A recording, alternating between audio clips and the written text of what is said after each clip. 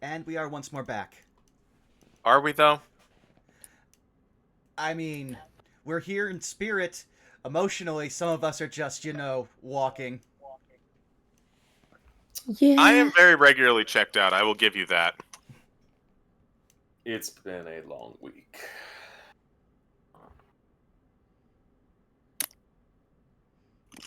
Yep, I'm just happy that for once a 3-day weekend I have will allow me time to heal before going back to work. Oh, are you injured as well? Not injured, I had a gout flare up. Hmm. Yeah, it's 3 days of me taking very bitter pills, but it also means that my joints really fucking suck right now. But yeah, on a happier note, really looking forward. We just introduced a new player in a different game, and we're going to be getting another new player soon, so I'm looking forward to the chaos of two people that I've never played with just jumping into a group. Yes. Chaos. Excellent. Yes. Roll for Kuatoa.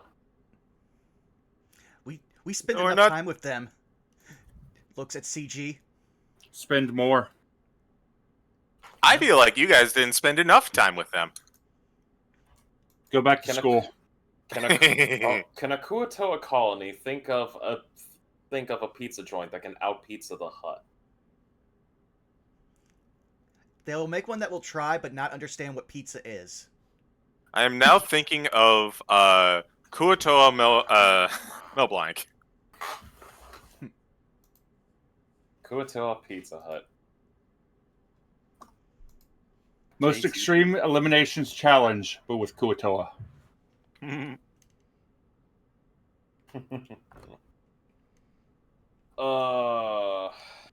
Yes, we are back.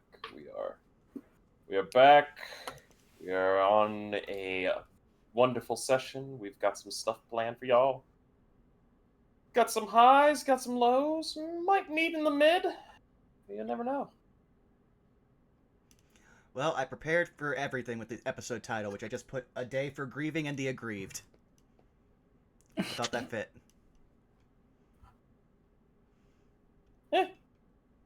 What kind of book for the recently deceased title is that? The kind for when you literally go to a school that teaches necromancy. I would have gone Majority Report, but hey, you do you, boo boo. It's just a romance novel and for the necromancers. It's okay. I feel like that would be for a specific subsection of vampire. Correct. Necromancer. Ba-da-ba-ba-da-ba. Hey. That would be funnier if you didn't tell it like 4 times. Which is not to say you didn't tell it here. It's more a comment on, holy fuck, dude, I'm in every group with you. Yeah. Wait, I've done it 4 times? Something like that. It's like I'm gonna have to switch up my material. Shit. The problem with having someone who is you associate with is that you're never, like, you have different groups of friends that you tell different jokes to. But there's that one guy who's just in all of them, so he always hears the joke. Yeah. And that's you. It is me, yes.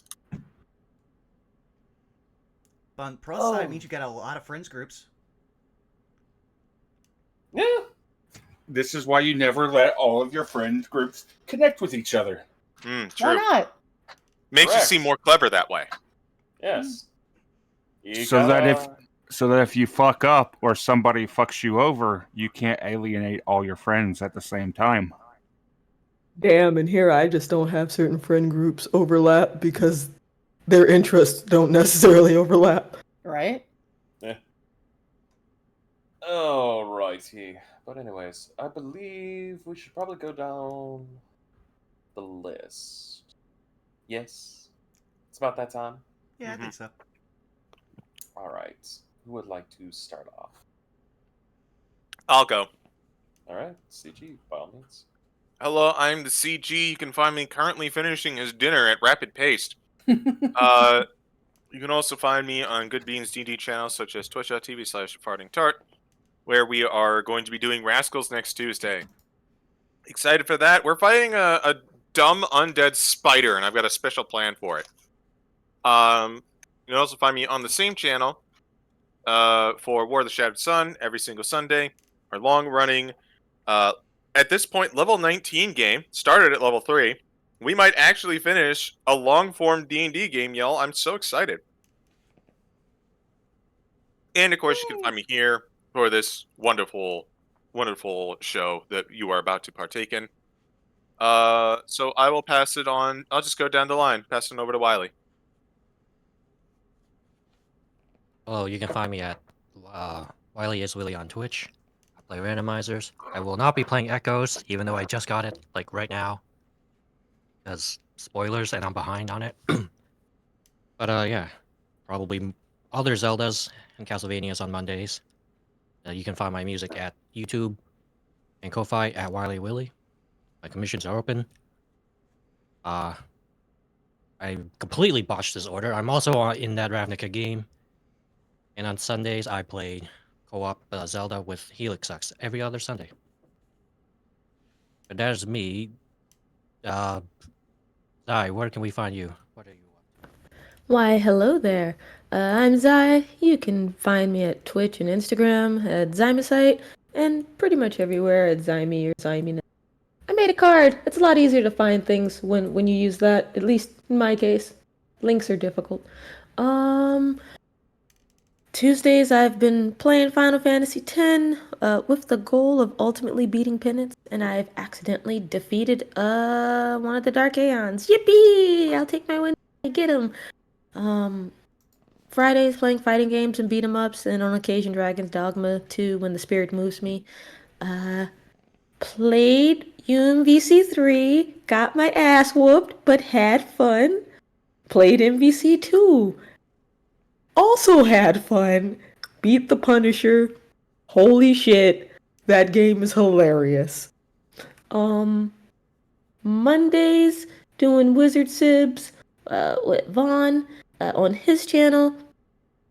We're playing Resident Evil 6. And I think that's everything. Oh yeah, Onimusha 3 will start at some point, hopefully this week. I gotta finish art. But that's me. Bob. Greetings and salutations, friends. I am Shadow Dancer Bob. You can find me on Twitch, Twitter, Blue Sky, so on and so forth. That's Shadow Dancer Bob. Streaming has calmed down a lot, unfortunately, because I have a full-time job now. But we're still heading out on Fridays. We're still doing Maelstrom whenever I can.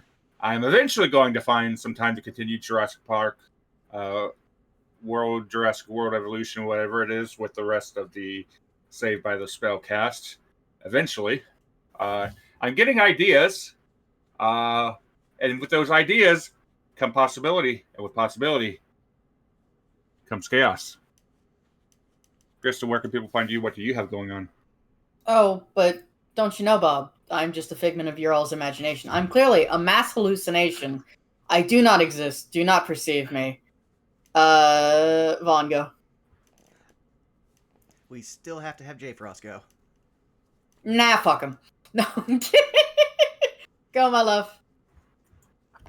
Hello, everybody. Twitch, Twitter, JFrost747. Find me on Sundays and Tuesdays at twitch.tv/fartingtart for our Rascals and Ravnica and our War of the Shattered Sun campaign, as previously mentioned by CG.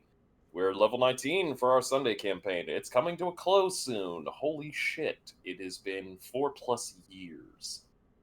Goddamn.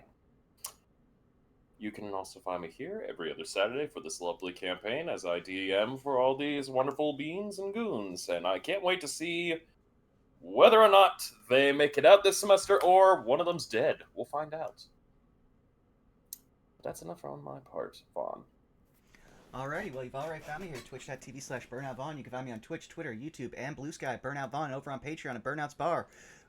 Like I said, we've got RE6 on Monday, so look forward to that.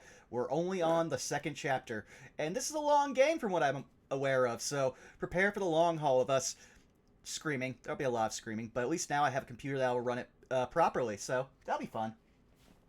Aside from that, on Tuesday, we should have, I'm not totally sure, but we should have a Phase of Our Lives. We've had a few, like, stops because of, like, just random health issues and whatnot. But hopefully we'll have that coming on Tuesday. Then on Saturday, we will have No Love War Extra. Or at least we would. But unfortunately, emulators are very bad at telling you where their save files are. They're even worse at helping you transfer them between computers. So I have to spend 3 weeks replaying through all of Fate Extra CCC, through what we played through, to get back to where we're going to be. But there will be a session. We'll be playing a game that I highly recommend you wishlist on Steam to help them, so that way they can get more eyes out there. A very fun game if you like mysteries and the such, in the Spike Chunsoft genre. It's called Of the Devil, and I'm going in knowing the entire story, while Zako and Saris are going in blind, and I get to just revel in their reveals.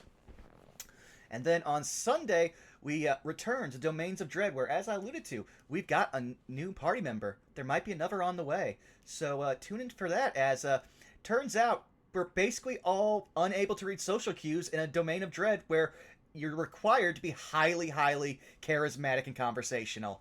Oh, it's going to be so fun. But with that said, time to play our lovely theme song by X Wiley Willy, so we can take it away.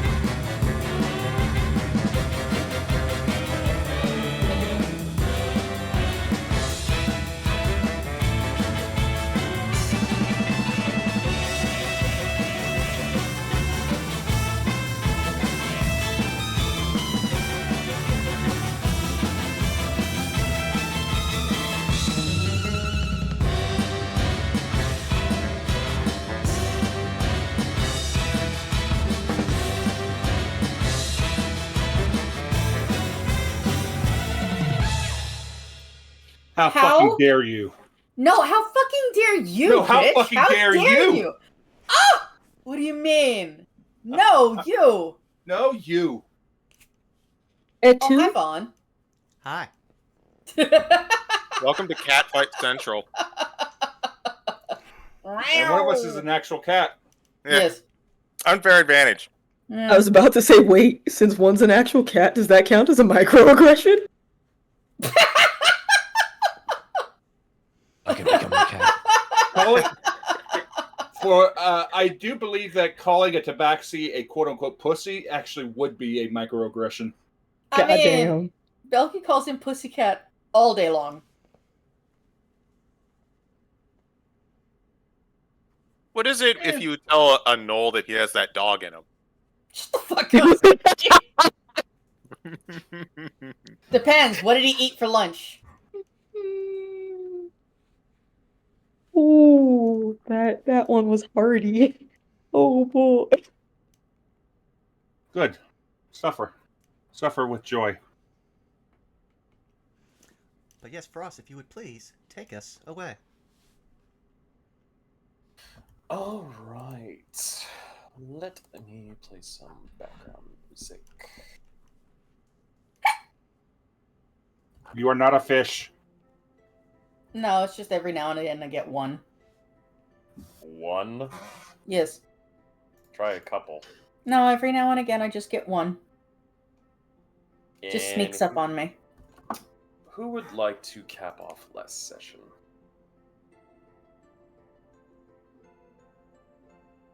One, two, three, not it. Not it. Not it.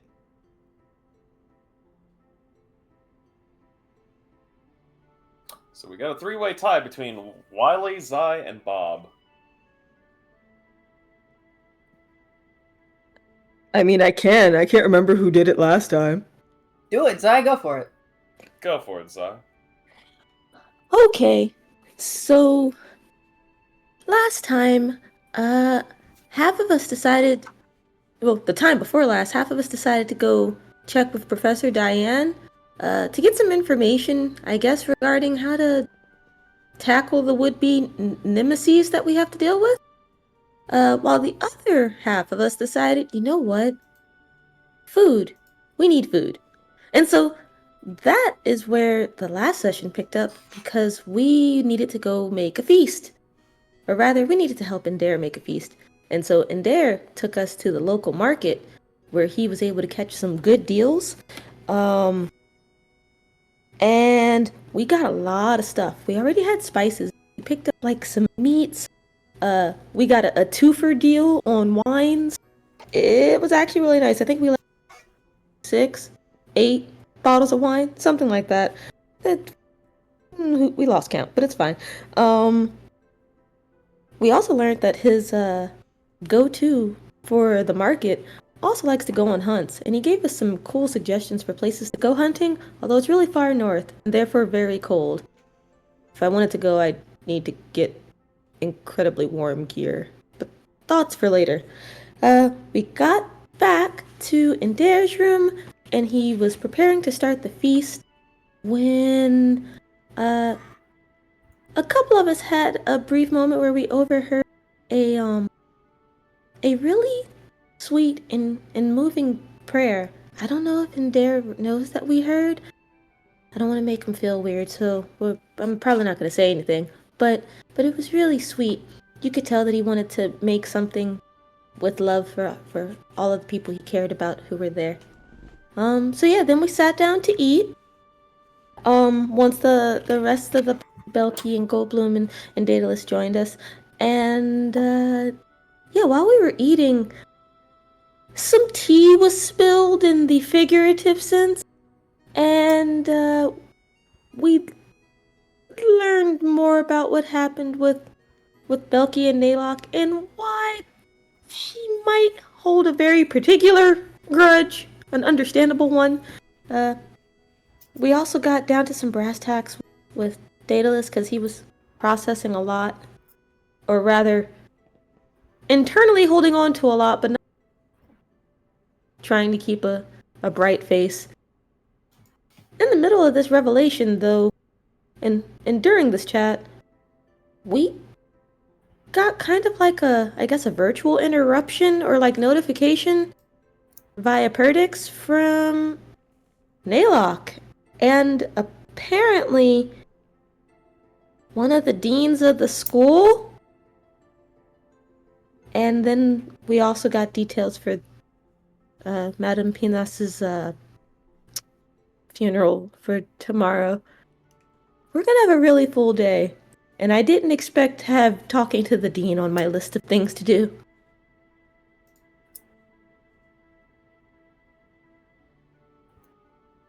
That was it. Alright. Very good, Zai. Thank Very you. good. With that, I do believe we will be returning to the sea. Or more specifically, we'll say this. I have double-checked with a few things that some of you have sent for me, and I will be covering that as time progresses. For now, we will say that you all have done some work and have attempted some rest, considering there is going to be a major talking point. So let's start off with a brand new day. The bell basically goes off. You are all awoken to a new day of excitement, education, and hopefully maybe just rest and respite. I will just be general and frank with you all. Hi, Your Frank. classes... Yes. Hey, Frank. In terms of classes, I'm not going to have you guys roll. It's going to be fairly mundane today. However, I will say that around lunchtime, all of you will kind of see a note appear at your table, directed to each and every one of you, requesting your presence upon the central campus, specifically the Biblioplex. You all have been given this kind of small ID card that says guest pass, one use.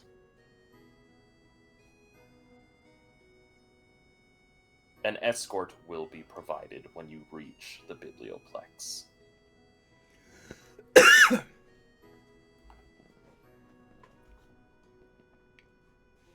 I would assume none of you would reject this summon. Nope. No. Who's it from? Considering what was said last night, you can only assume probably the Dean. Okay. Then yeah, I guess if the Dean's telling us we gotta go, I guess I'm going. Alright. You all will what? You all go to the Biblioplex. And much like how it normally is, there is people, students, some teachers and faculty members, some janitorial staff, kind of just going about their day, working. You do walk up to the head receptionist, and you present the passes, and she goes, "Please wait one moment." As she actually kind of takes this bracelet of hers, and you watch as she kind of like turns it, kind of fidgets and plays with it. Some runes start to appear, almost like she's kind of working on a kind of like a combination lock on her wrist, until eventually it stops, and she gets up from her desk and she goes, "Please follow me. We will have an escort service waiting." And she takes you all to this kind of absent wall towards a section of the Biblioplex. Like there's nothing there. And as she gets to the wall, she kind of holds up her wrist that has this bracelet on, and she gently taps the wall. And then she just looks at you all and goes, "Please step on in."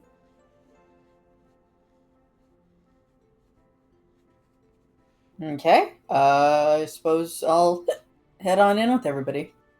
Alright. Belky, you walk up to the wall, and as you kind of place a hand on it, your hand goes through it. Okay. So I go to lean on the wall and stumble a little bit and go, "Oh! Illusory Yeah. wall. Come on, guys. Neat trick." She shrugs. And as you kind of pass through this wall, you're in this small, I'd say maybe like 8x8 Mm-hmm. square. It feels like there's nothing. But as soon as you all get into this little room, you feel a shift begin. And you can feel kind of like this shift going off from both above and underneath you. If any of you could do me a favor, please roll me a general intelligence check. Okay. 22. Okay, 22, 23. One sec. What the? What? God damn it! You said Oh, intelligence? that's a save. I clicked intelligence but was given the save instead. Derp. There we Okay, go. A I'll 10. just get rid of this. Thank you. Goldblum. Mind if I get you? That was cocked. Wow. That is cocked. I don't like that. I'm actually going to take that as a 17 for you, Goldblum. What do you mean it was cocked? On my screen, it's showing up like it's cocked. Like the 17 and the 3 are both. It did come up on that way for the stream too. Mm-hmm. I will give this to everybody, as you all will have passed. You guys are in an elevator. There's no music being played.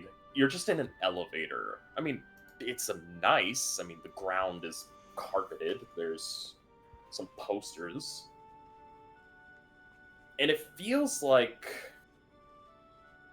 it takes a while. Like, you are going higher and higher than what you think the Biblioplex is physically capable of.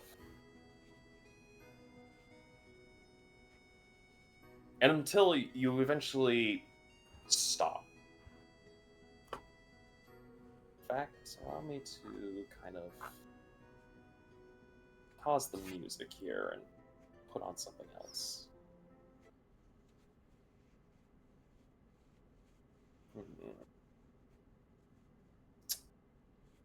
Let's see, what do I feel like? What do I feel like? As long as it's not actual elevator music. No.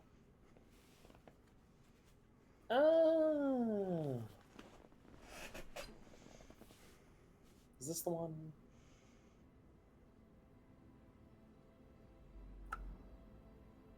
Yeah, this'll work.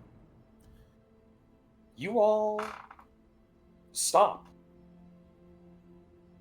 There is a bright... There's a bright light for a quick second that flashes in front of you. The stone wall disappears, and there is a double door set of mahogany wooden doors. The handles are inlaid with gold and platinum.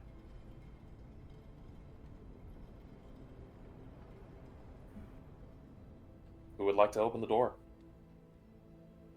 Hey, big guy. Why don't you do the honors?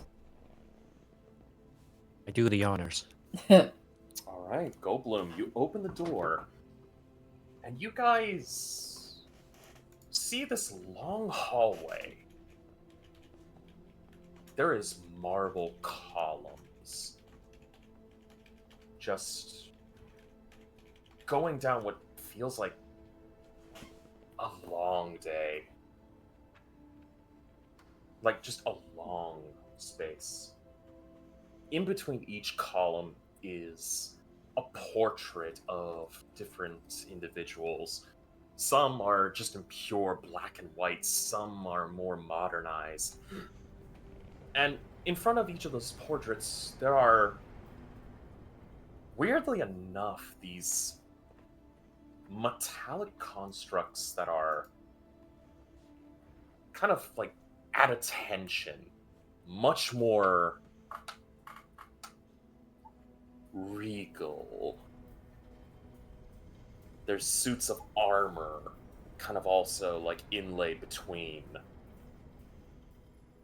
And you guys just begin to walk. It kind of almost feels like, if any of you are familiar with the Super Mario 64 game, that one staircase that basically goes on for eternity unless you backwards jump. Oh. I don't know what you mean. I got what you're putting down. Yeah, I will provide reference. Continuous scene. correct. Eventually, though, you do reach an end. It feels... It takes you about approximately 5 minutes to reach the end of this hall. And there is yet another set of doors. This time, instead of mahogany, it seems to be a beautiful white wood with gold inlay. The door handles are completely platinum. And there is this kind of weird individual, like, sitting at this desk. Weird how. They look to be... How do I put this? They look to be elvish, but the eyes are black, save for like these orange retinas. And it looks like they're working away on like this mechanical machine that they just keep typing on too. With like a singular piece of like very fine glass where glyphs are just appearing all over it. And eventually they stop and go, "Do you have an appointment with the Dean?" Yes. Yeah, I think so. We got a note. "May I see your summons?" I will hold it up. He will take your summons, look it over, and he will clock it into his machine. Mm-hmm. And he will hand it back to you, and he will hold out his hand for the rest of you to hand over your passes. We'll Doing hand it. mine over. All right. He takes each and every one of your passes, he clocks it in, and he goes, "The Dean will be with you shortly. Allow me to get you some seats." And he snaps his fingers, and you watch from the ground cushioned teak wood chairs kind of pop up as he just seemingly is this what you can only assume is to be a secretariat for the Dean is just continuously typing away. They're just continuously going. Is there somebody talking? Nope. Then what are they Yeah. typing? They're just typing up. The glyphs. The glyphs are kind of weird. Like staring at them for anyone that looks at them kind of like hurts a bit. Mm-hmm. But for whatever they're typing up at least like 100 words a minute. That finger work is going fast. They don't take their eyes off this machine, but they do go, "If any of you are in need, I can get you some refreshments. I understand that this is cutting into your lunchtime, correct?" Yeah, well, what do you say, guys? I could use a water or something. Yeah, actually, I wouldn't mind some tea or some coffee if you have it. Yeah, that'd be nice. Thank He'll you. type, as he continues to type, the secretary kind of just puts a hand over to another, like, small mechanical set of, like, keys that they press in. And eventually, a invisible servant kind of comes out carrying a nice silver serving tray with some really, really nice glassware that has drinks. And the servant just passes each drink off to each and every one of you.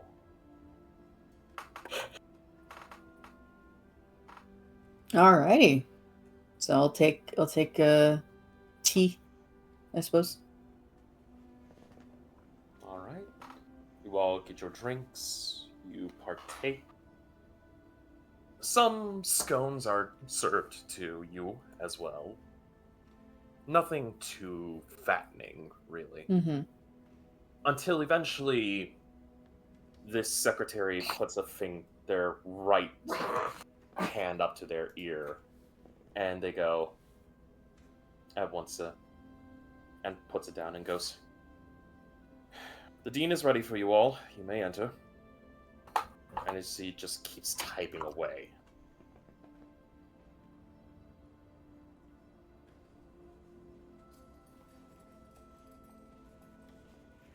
I guess we'll head in towards where the Dean is. All right. Yeah.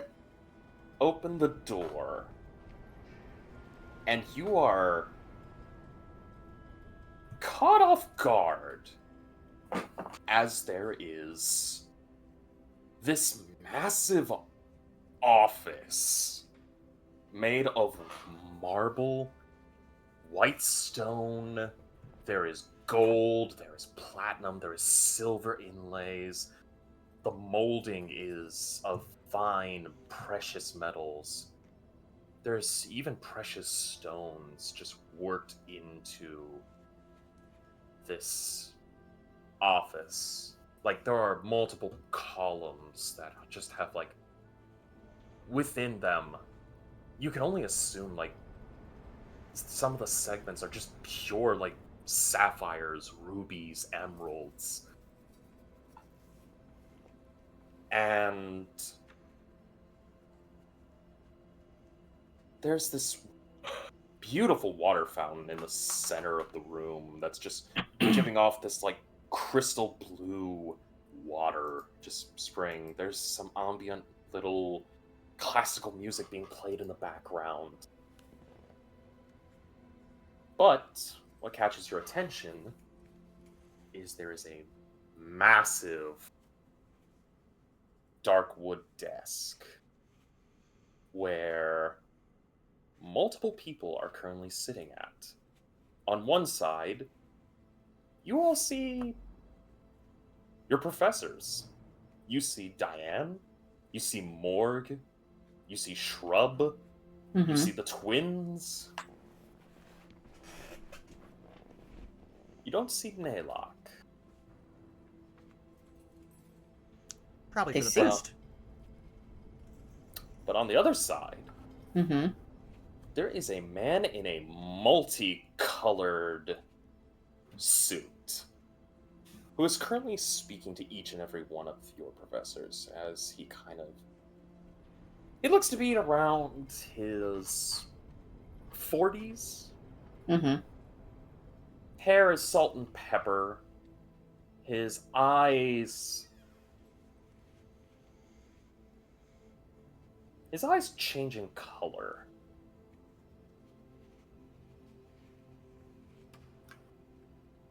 And he hasn't noticed you, but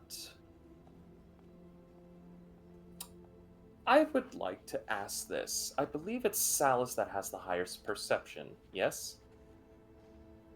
I think so.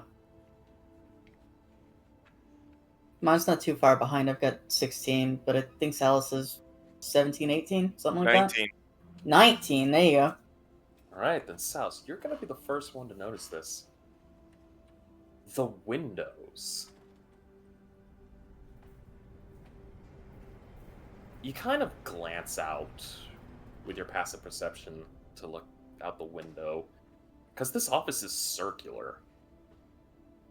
And you notice it's overlooking the entire campus from a height that shouldn't be possible.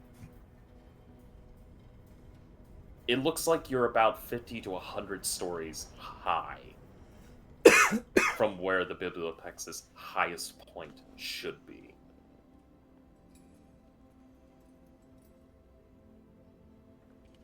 Sweats in IRL discomfort of heights. Eventually, the dean does notice you and goes, "Ah, there they are. Please, come. Take a seat on the couches," as he kind of just, like, claps his hand twice, and a few couches kind of just rise up from the ground. Belky mutters under her breath. Now look at us at the kitty table. And goes to sit on one of the couches. Yeah, Dales will take a couch seat too. Same. Alright.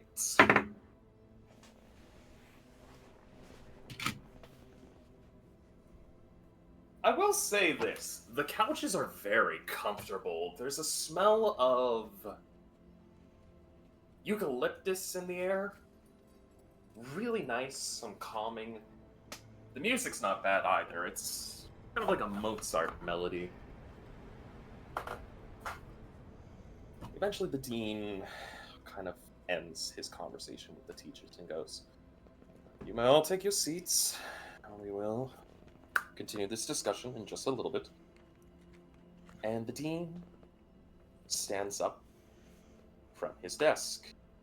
He stands at around approximately 5'9" and walks to you all as he pulls up kind of an office chair.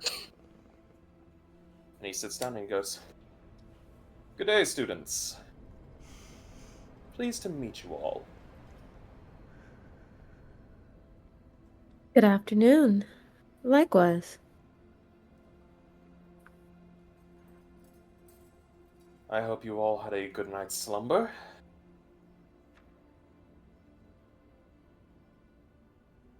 Eh, Most that can be expected, I suppose. Yeah. What's all this about? Well, I believe you might have an inkling. This happens to involve a few incidents that have occurred on campus.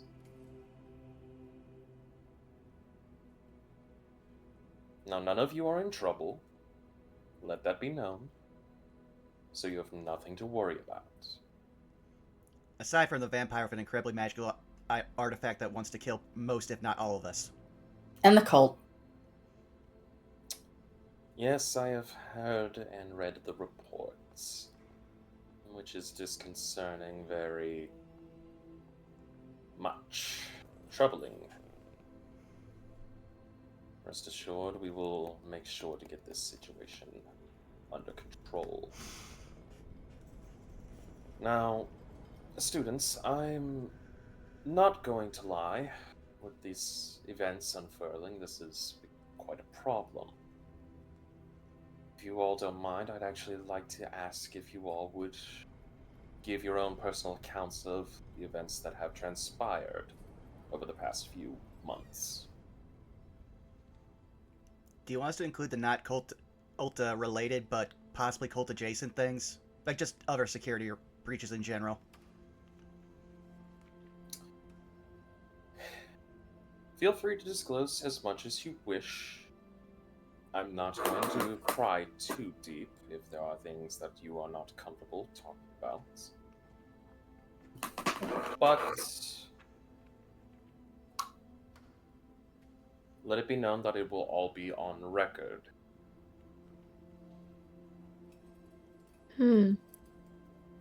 If that's the case, then Lucy, we might want to start even before the cult-related things. We might want to start with our first day here.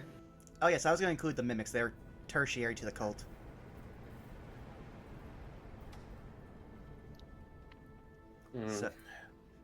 So, on our first day, we were attacked by a mimic that released a very odd, quasi-magical substance that was recently being investigated, but unfortunately I have not had time to go over what little notes I could recover from the incident.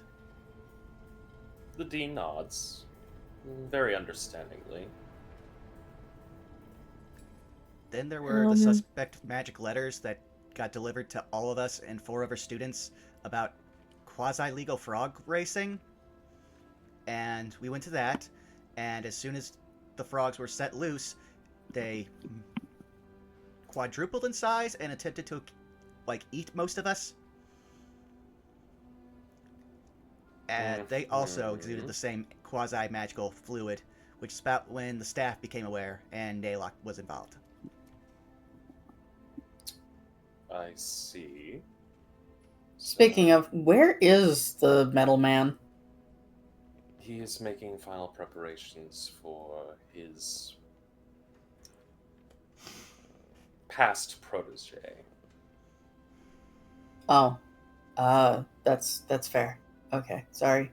He has earned his leave of absence for that, I assure you. I personally did wish for him to be here, but considering there is a close death, well, I have given those who are in need, they will be given a absence letter. In fact, I do believe at least a few members of the faculty here will be joining him as he kind of turns back to your teachers. I will not lie, that's a little troubling for what has occurred, but as far as the mimics and the frogs, interesting. The cult's the real problem. Then they're the- there's this vampiric presence. Also, the cult still has infiltrated our security system. And there's some people running around in owl masks that we never really got to the bottom of. So maybe a second cult? I don't know. It wasn't like... Above game. You do know that organization. Oh. That is basically the Order of Maestra. My mistake. They are part of... There are members who are part of the staff. Got it. Never scratch that then. Correct. In fact, at least 4 of the faculty members in this room are currently members of that order. Mm-hmm. The only one not currently being is Shrub. Got it. Apologies. Like I said, scratch that then. Oh, all good. Though I will say, Daedalus would probably also do one thing and just detect magic and look at the Dean. Specifically looking for if he has one of those special stones that makes people not read your mind. Daedalus, you cannot cast that spell. Anti-magic field. In fact, all of you would kind of feel a major magical suppression. It's not, offensive. It just... Your ties to magic in this room are currently kind of like TV static. So it's like Kalimshan, but lighter.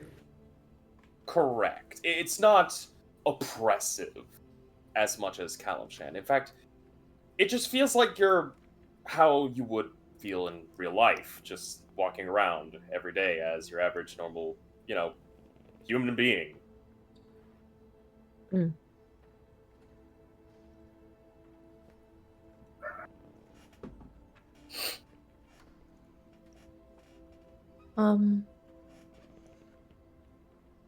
I mean, yeah, that's kind of the long and short of it. I mean, our field trip experiences, I imagine those don't really directly relate to the cult and vampire situation, but yeah, although looks over at Lucy. Although I guess it would be pertinent to bring up the puzzle. I'll get to that because that's not directly related to anything right now. But another thing that could be related to the cult, well, actually 2 things. We didn't really ask because the cult wasn't such a big deal at the time. But there was the disgruntled student / mad scientist. That... Oh yeah, Shrub, could you give me some existential relief? Did I die in that situation, or did you just revive me with healing? Revive with healing. You didn't die. Okay, so I've only died 3 times. Cool. But aside from that, there was also the adult dragon that worshipped Tiamat that was hiding out in the Sedgemoor. We're not sure if that's cult-related, but we assume something had to be done that would allow it to get that far into school grounds undetected. Yes, I remember. Gru, was it? And he kind of turns to Diane and she goes, yes, Gru, we've managed to identify. The green dragon, that's a matter that is being investigated for another reason. It's not impossible, considering the fact. As far as that one's concerned, that is of a different variety. As far as the disgruntled student that has been removed, our Hoblin Goblin, as he kind of puts air quotes with fingers. That has been handled quite nicely. Any and all machinery involving that has been destroyed completely. We've also managed to have all the blueprints confiscated, and unless they prove to be less destructive, the more destructive blueprints were annihilated. Courtesy of our beloved twins here, as the twins kind of both just nod their head. There's also the matter of whoever organized that break into Dapplewing's Manor. Like, that got half the school involved. I've heard about that. I've noticed that we're missing a few animatronics. Anyone happen to have any idea on why? Since he can't cast magic, Daedalus is giving the most impassive face he can.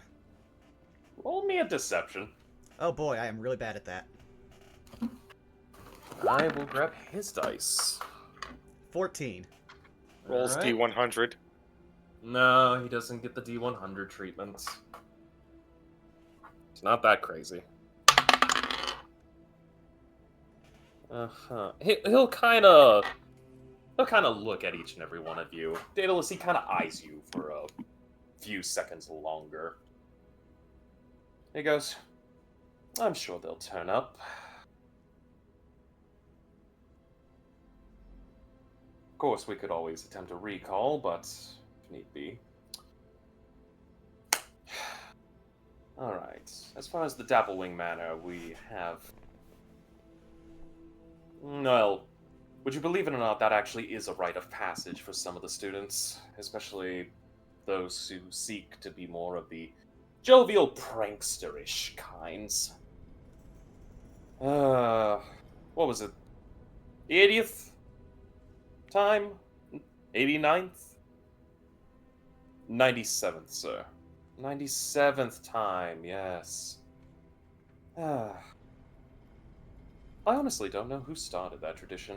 All I know is it was something about a very vulgaric doll. Still don't understand why people enjoy vulgarities. It's the lowest hanging fruit. Anyways. Is there anything else? Oh, Iapetus, you had that one thing happen.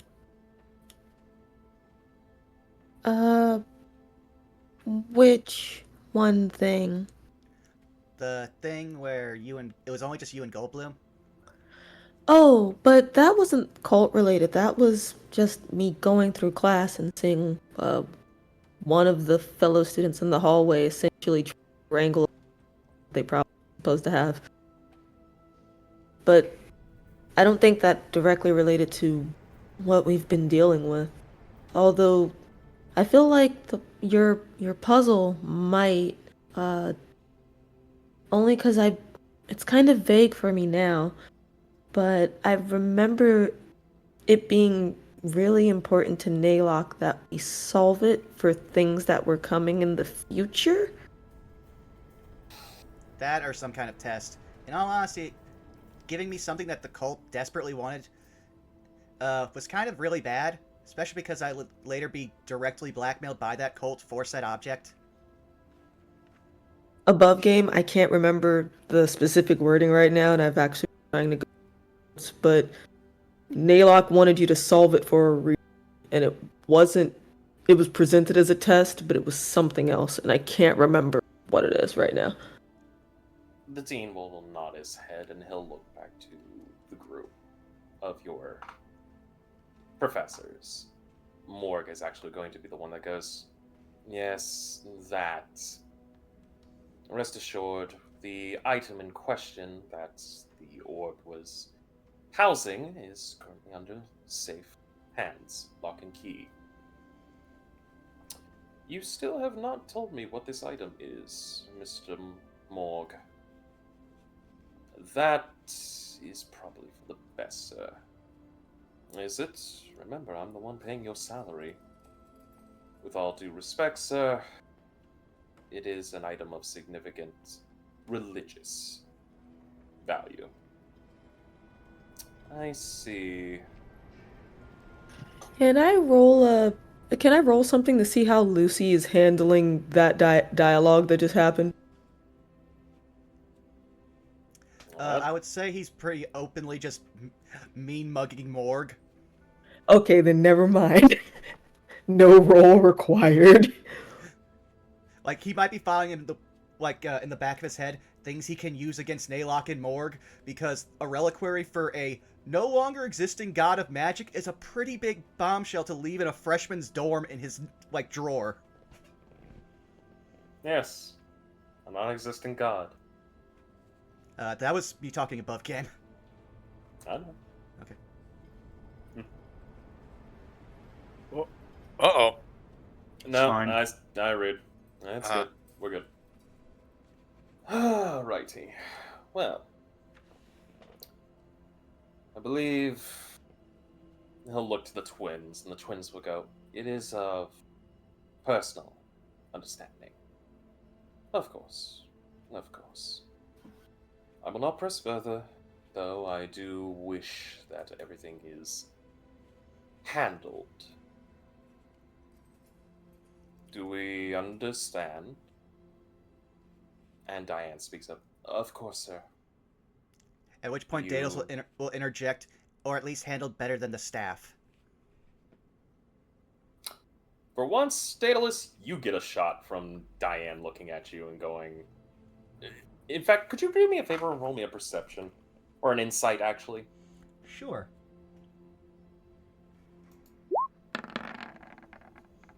19. 19 definitely meets. She gives you a shot and goes, "Not now." That is the only thing you can convey out of that facial expression. Mm-hmm. Man, this office got really dark all of a sudden. Alright. Well, if everything is as you say, I will put it as bluntly as possible. The situation with this cult must be dealt with. I have been talking with your teachers, and of course, I'm making this a priority concern for our most elite arcanists.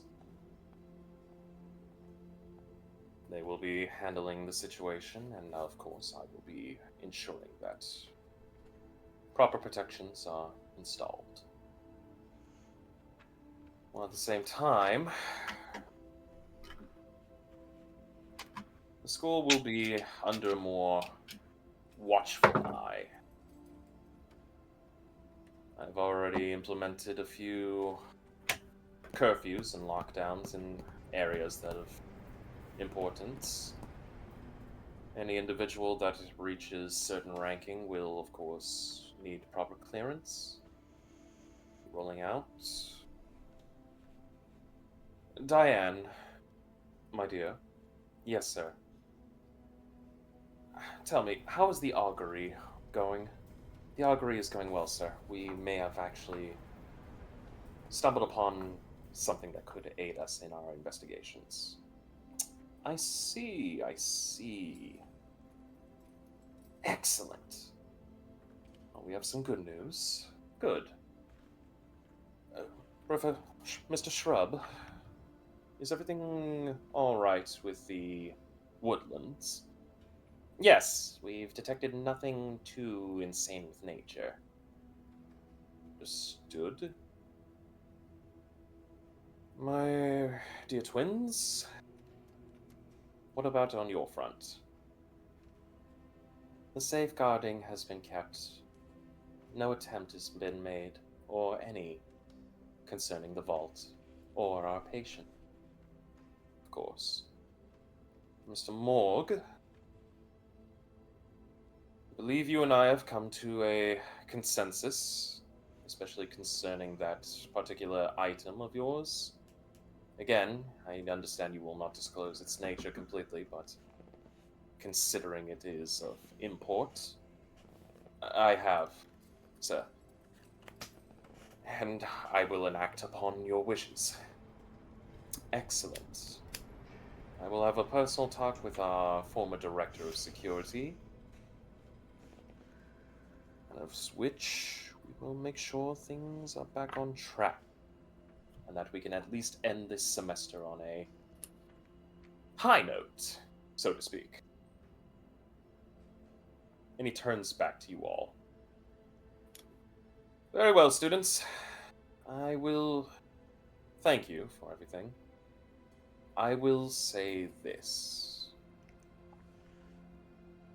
I understand that with the situation that is occurring, things are going to be a little bit more covert, at least on our end. And he leans into all of you. So I'm going to ask you all a favor.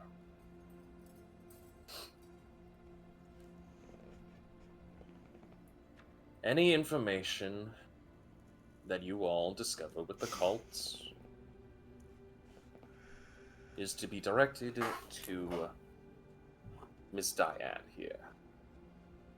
She will be handling any and all information with that. More importantly, I'm going to have to ask you all for a step back away from any of this. Not all of it, though, as he kind of turns to look at you all. I understand this vampire has made an attempt. This Mr. Sweet. Correct? And he kind of looks to you all. I'd say attempt is the wrong word for it. Frost, would our dean also be considered a headmaster, just trying to figure out how to address him? To put it bluntly, just go, sir. Okay. Well, sir, I guess they're... I'd have to agree with my brother on this. It's probably more than an attempt. But what concerns me is that even if we wanted to take a step back, it seems to be following us, and specifically following my brother. Allow me to finish, my dear, and put some worries. I'm asking you to step away from the cults. Proper. This vampire, on the other hand, has decided they wish to wage a war upon you all. I cannot allow that. And thus, he will walk over to his desk, and he will retrieve a paper. And you watch as he signs something on this paper, seals it, walks over to a stone column, flicks it, and it opens up kind of like a mailbox and drops it in. He closes it, and you all get a copy of this letter that appears in front of you all. Consider this a carte blanche. Carte blanche for what? Should this Mr. Sweet appear and cause any havoc,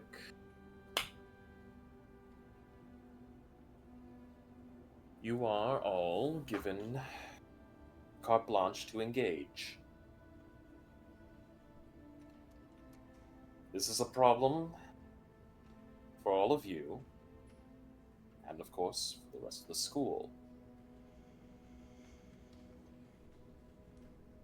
Meaning,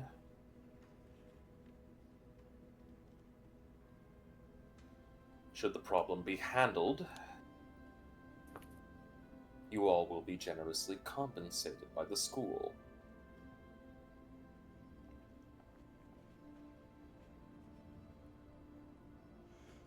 A hall pass, so to speak.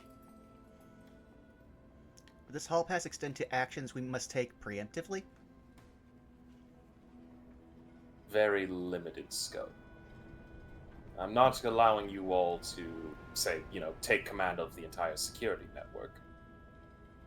An override on maybe a Securitron or two, I can guarantee. I mean, I could have already guaranteed that because I've already set that up in most of them. I'm well aware. That we will have a talk about towards the end of the semester. For right now, we will handle things prim and proper. Keep calm and carry on, so to speak. This will all be on board, and we will not dilly-dally. Are we clear? Crystal, sir. Excellent. As I said, leave the majority of the cults to us. This vampire. Happy hunting.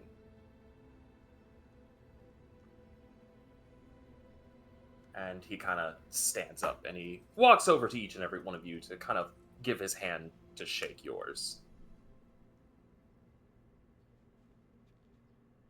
Will promptly give a shake. A nice firm handshake. Eventually, as he shakes the last of your hands, he kind of puts a finger up to his right ear. And he goes, "Yes? Ah, they're here. Okay, of course. Send them in. Send them in. Students, I would love to continue talking with you, but unfortunately I have a meeting with a financier of the school in its entirety. So, I must bid you all adieu. Please return back to your class, and take care of yourselves. I must congratulate you all on your examinations. I did notice a few of your names up in the higher ranks. And I hope to see this performance again. Especially considering the final examination of the year is going to be coming.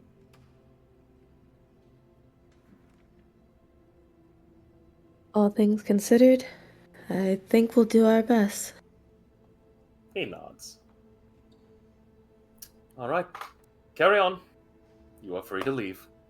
As he goes to sit back at his main desk. And he looks to the professors and goes, "You are all dismissed as well. Remember, tabula rasa protocol." And they nod. And they get up. So you all will be escorted out of this office by your teachers. They open the door for you all, and you all will exit. Curiously, there is another individual on the opposite side of the door. A very mundane-looking gentleman. If any of you would like, please roll me a perception.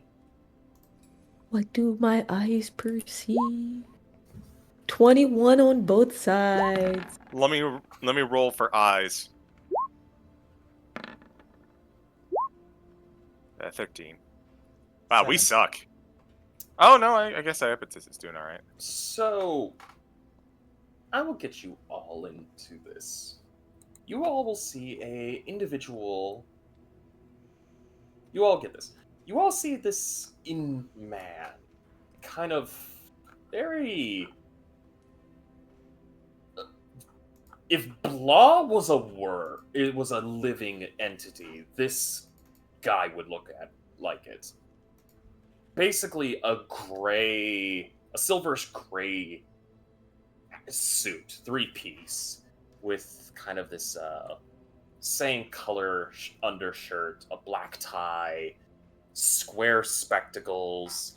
The hair is kind of like a generic. If you were to take the most generic character from any, like, create a character, that is this guy. It's just with square spectacles. Default briefcase. man. Yeah, literally, default skin man.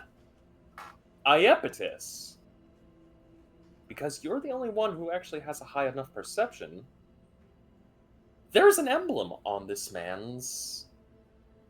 a pin on kind of like the upper right kind of collar of the suit jacket. It is this platinum circle that has a hand holding a coin. I need you to do me a favor, and I need you to roll me a history check. I was about to ask, does this look like another coin we saw somewhere? No. This is Okay. something else. Oh, a 16! Alright, a 16. You will get some information. I will give it to you right here.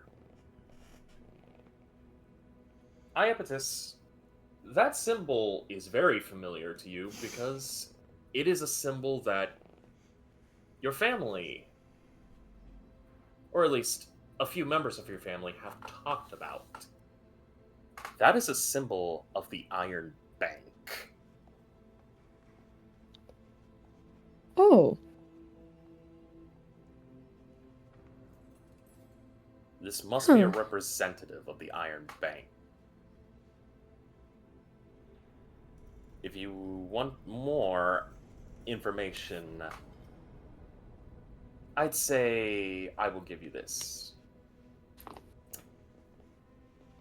Just as, and this is only Iapetus that will get this. You will remember that the Iron Bank is the largest multinational bank that exists on the prime material plane. It is, to put it bluntly, it is like the combination of BlackRock investments in fantasy. They are the largest guild of bankers, financiers that exist. It's no... To put it this way, every nation in the world, every kingdom, has its own bank. Makes sense because you want to do. However, within the vast majority of the world, most of these kingdoms also have a few physical locations for the Iron Bank. They are the world's largest financiers. They are the largest commerce guild. To put it as bluntly as possible, these are the guys that basically run the economy in terms of international trade. Oh. Wow. It kind of makes sense that that Strixhaven is probably like a financee of the Iron Bank. They have their hands practically in nearly every kingdom that exists. There are some that are not members of the Iron Bank, whether it be of their own choice or they have been refused membership. But to put it as bluntly as possible, if you want to basically finance anything that's major that you don't have enough coins in your coffer, you can take a loan from these guys. But they are very meticulous. They weigh the costs of finance in whatever loan you wish. They do not play games.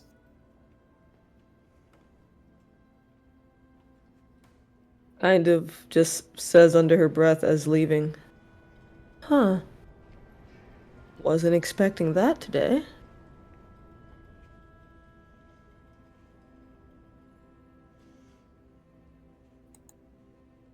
But eventually the doors do close. And the teachers kind of... They get on the elevator with you all. And as the elevator's kind of going down, Diane kind of looks to you all and goes, I hope you all are alright. It wasn't too nerve-wracking, was it? Honestly, that's probably the calmest I've felt, at least, in a while. She nods. The Dean is a very understanding man. Busy, but very understanding.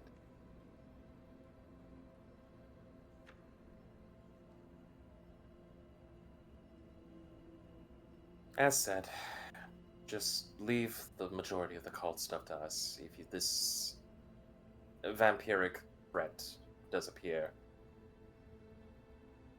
you do have clearance to engage. But only the vampiric threat. That's fair. Alrighty. And eventually the elevator does come to a stop. You all walk through this wall. And as you all walk through, all of your guest passes burn up instantaneously. Speaking of which, Daedalus is gonna just, when they enter the hall, cast Detect Magic. You can detect all kinds of magic again. No, he's just looking specifically for door frames. Nothing. Hmm. Whatever kind of magic's being used to create that door, that is... It does not show up unless it shows up. He's just looking Makes at sense. Yeah, no, he's just like the 3 or 4 like plans in the back of his head to break in and just fix the problem. Now have many more layers to them.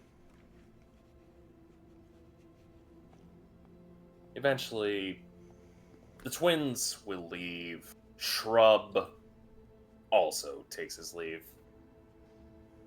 Diane kind of does stick around with you all, and Morg kind of walks up and goes, well, we have our marching orders. That we do. Is everything going to be alright for you? Well, of course.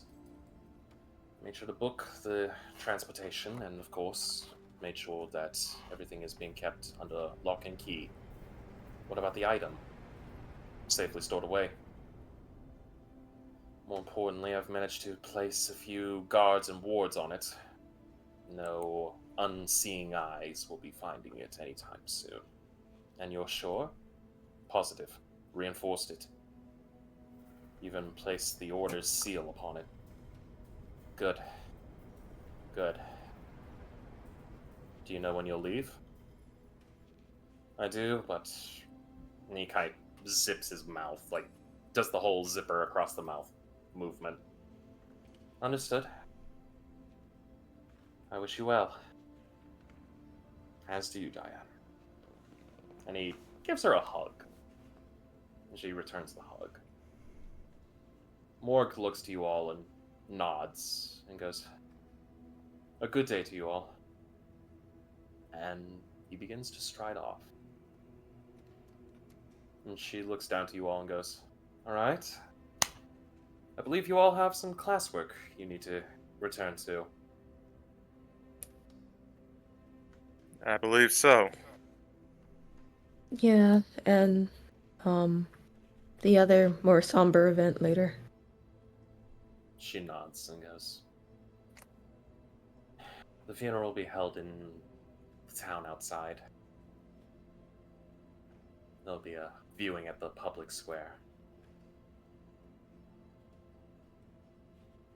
She kind of Thank you for that. nods.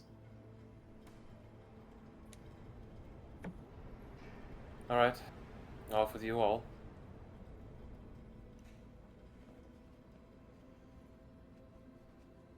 Off to class/work I go, I guess. Yeah. Indeed. Meanwhile, Daedalus heads back to the hideout because now he's got to double check for recall switches when he already had to put shunts in for the security feeds on them. He's keeping those damn robots. He earned them.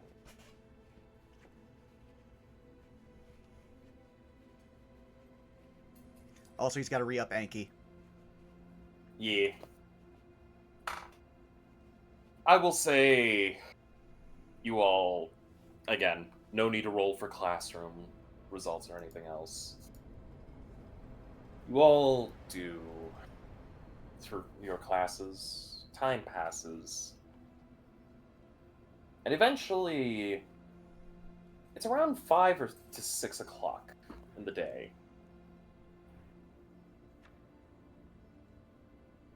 And Diane kind of visits each and every one of you to kind of inquire on whether or not you all will be attending the funeral. We'll start from the bottom up. Iepetus, will you be attending the funeral? She'll be attending. Of course. Ender, will you be attending the funeral? Indare does not know this person. Unless Daedalus needs him there, he will not be there. Understood. Goldblum, will you be attending the funeral? Yes. All right. Salus, will you be attending the funeral?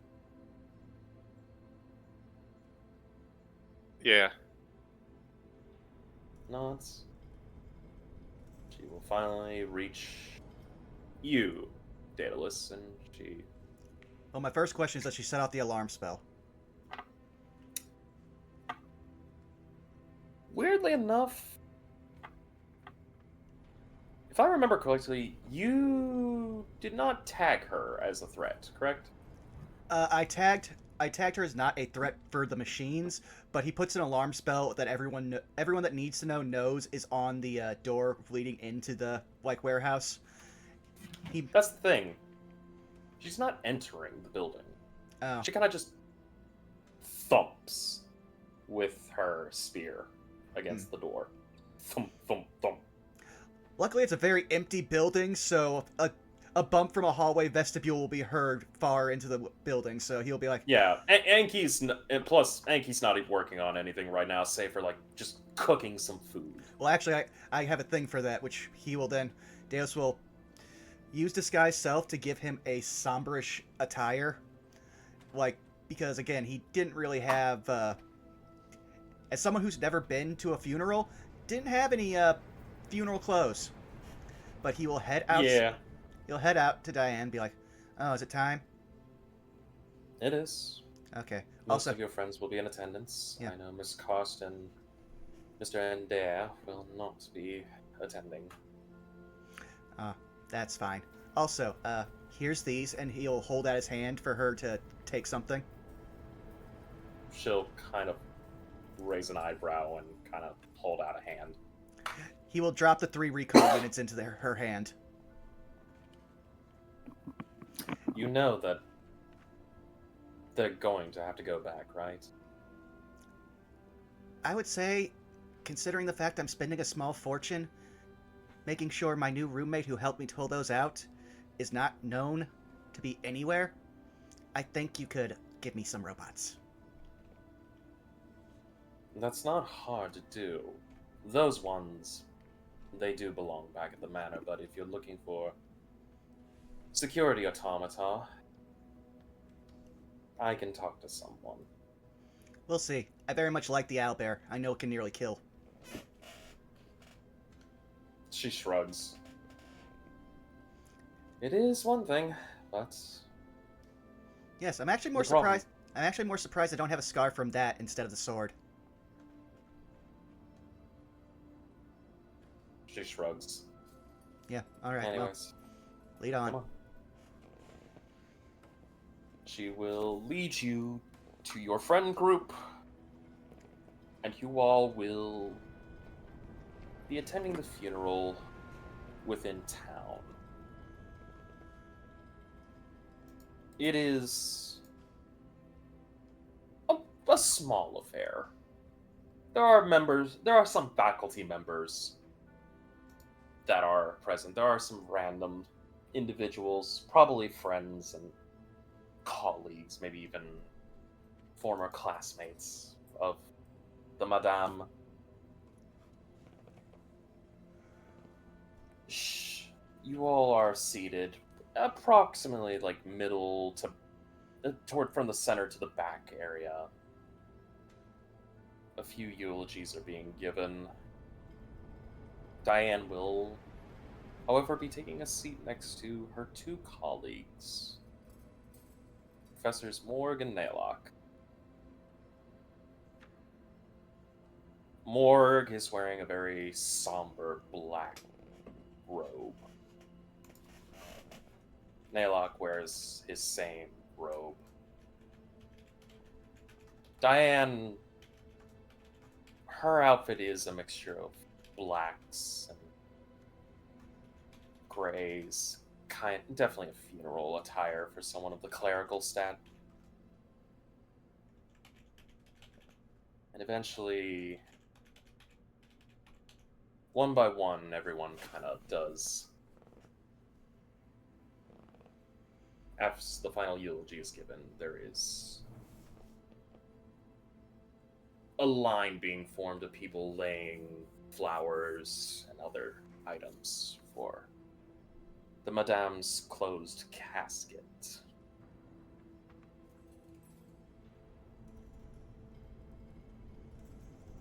Eventually, the casket is taken away. And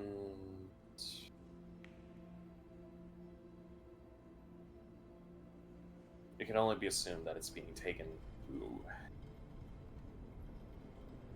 probably some overnight storage, as the burial is going to be very private and is slated for tomorrow, but everyone is still congregated in this little pavilion that's been provided. There is some drinks. No hard drinks. Mostly waters, juices. Some very light snacks. And eventually, Diane does come find your group and she goes, "How are you all holding up?"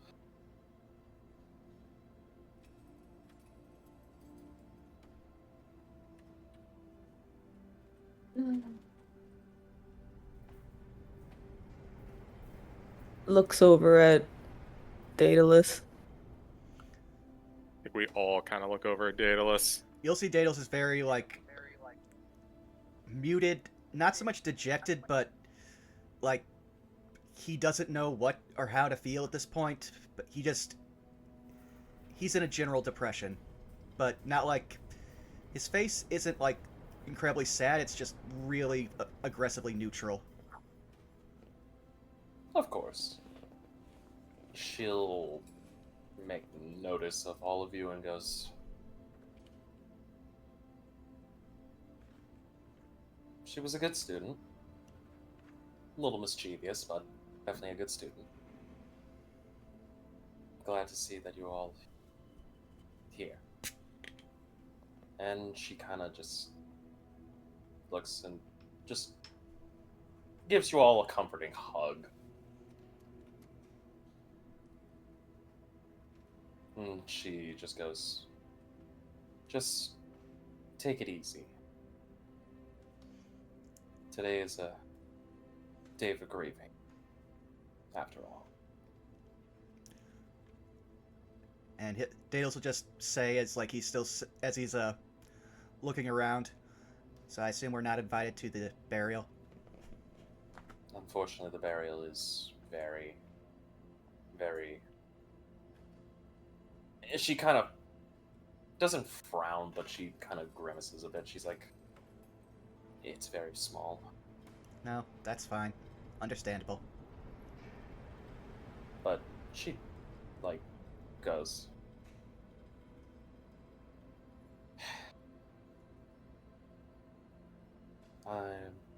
I'm going to need to talk to a few people.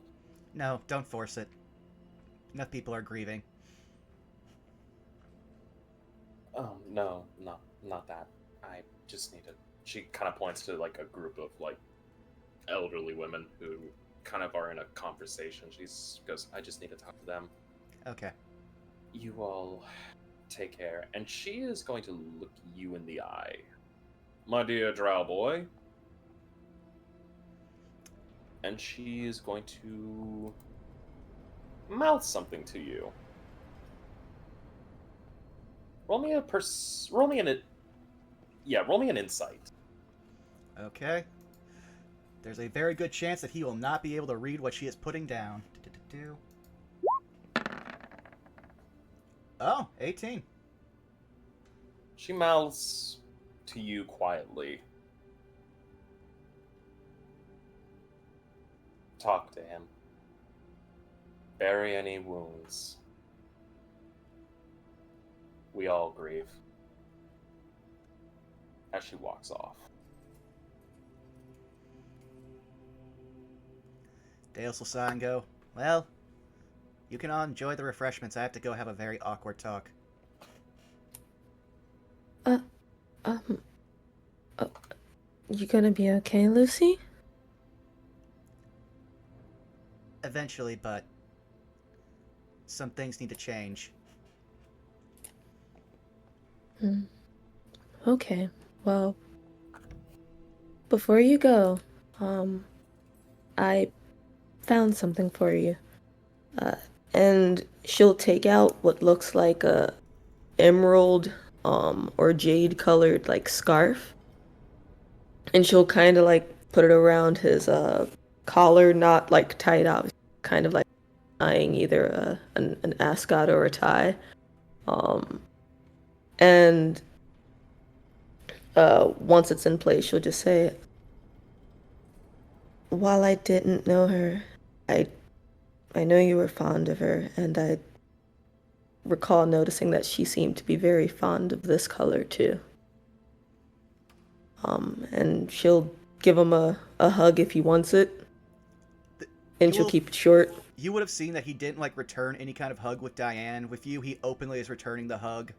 And it's not like a hold you tight, like I needed this hug, but it's more of just like showing that the love and the thank you for the gesture. She'll keep it simple and sweet, and she'll like let him go. All right, Daedalus will give a look to everyone, just like a nod to Goldblum and a look of I'm not going to make this worse to Salas. He'll return a. He's definitely concerned still, but you get the feeling that it's less from after the talk that you've had. It's less from I expect you to fuck this up, and more from a best of luck, buddy kind of angle.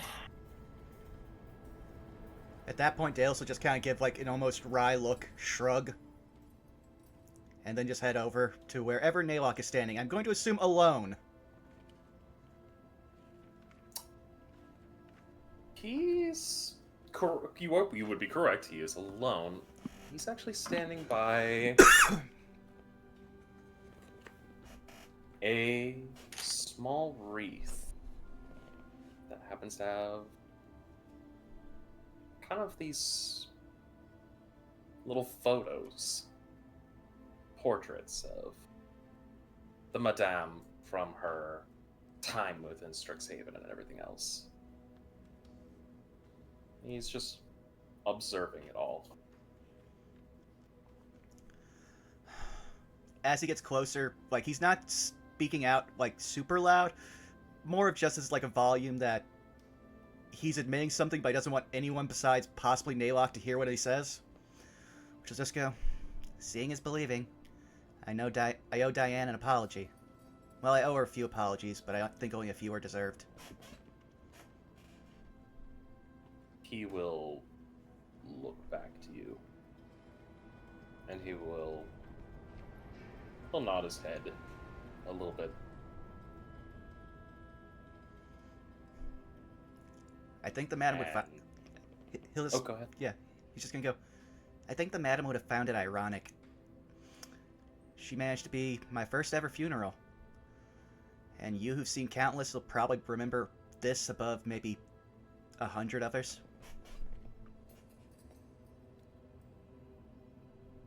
He will. The singular mono eye, kind of like the top part, comes down halfway. Almost like a sad, dejected kind of singular eye. And goes, "It hurts. I do not process emotion. Emotion is not much of a thing for a machine. Hmm. But grief can still be processed." True. And if anything, I had a talk with my friends about some stuff. And they probably wouldn't like me saying this, but I figured you need to hear it most of all. It's not your fault.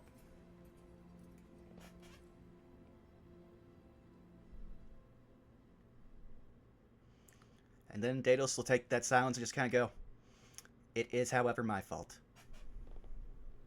No, No, it's I- not your fault. I've looked at it from every logical angle. This was literally an attack of opportunity. Sweets was charged with capturing Anki, was most likely either at the party in disguise or watching it from a distance. And he got to spend time just knowing that he could finally take his little vindictive revenge, because there's no way that the cult would have any way of knowing about the Madame's projects that we had her on. It was just a petty lashing out. But I'm gonna find a way to make peace with that.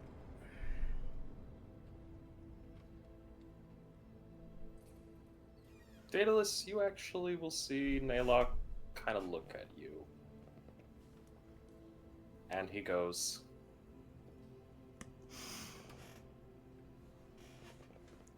"A very astute and mature observation, my student." And he will motion for you to kind of come closer to the wreath.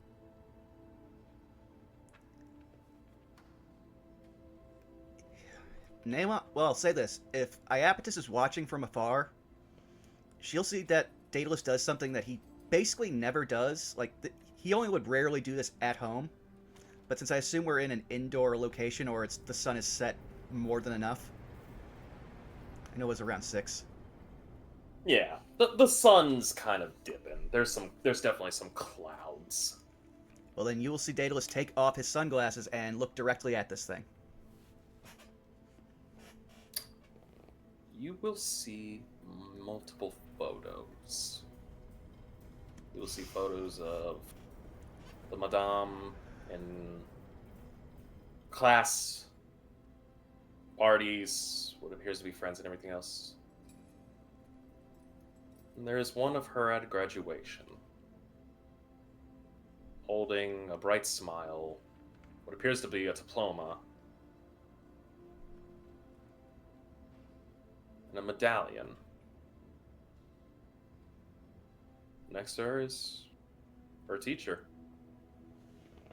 the one that stands next to you.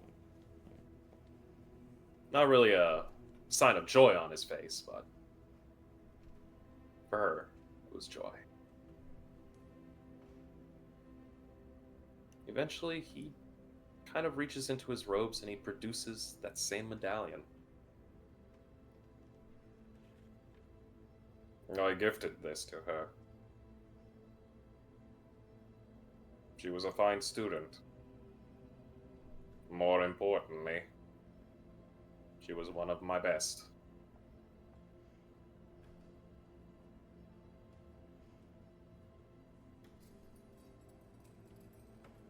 And now she is gone. And the world is lesser for it.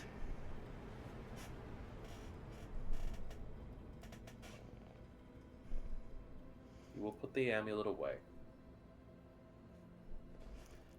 I Now, understand. no, now we have to have a very important talk just between the two of us. And in all honesty, I don't want to taint this memory. So, let's find a nice quiet corner. Follow me. Mhm. And he will point to. He'll point to this little nook away from prying eyes.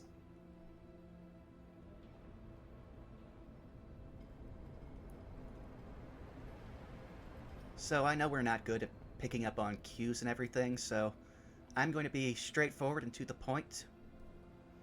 I don't know how you saw our relationship for the past semester, but I'm ending it.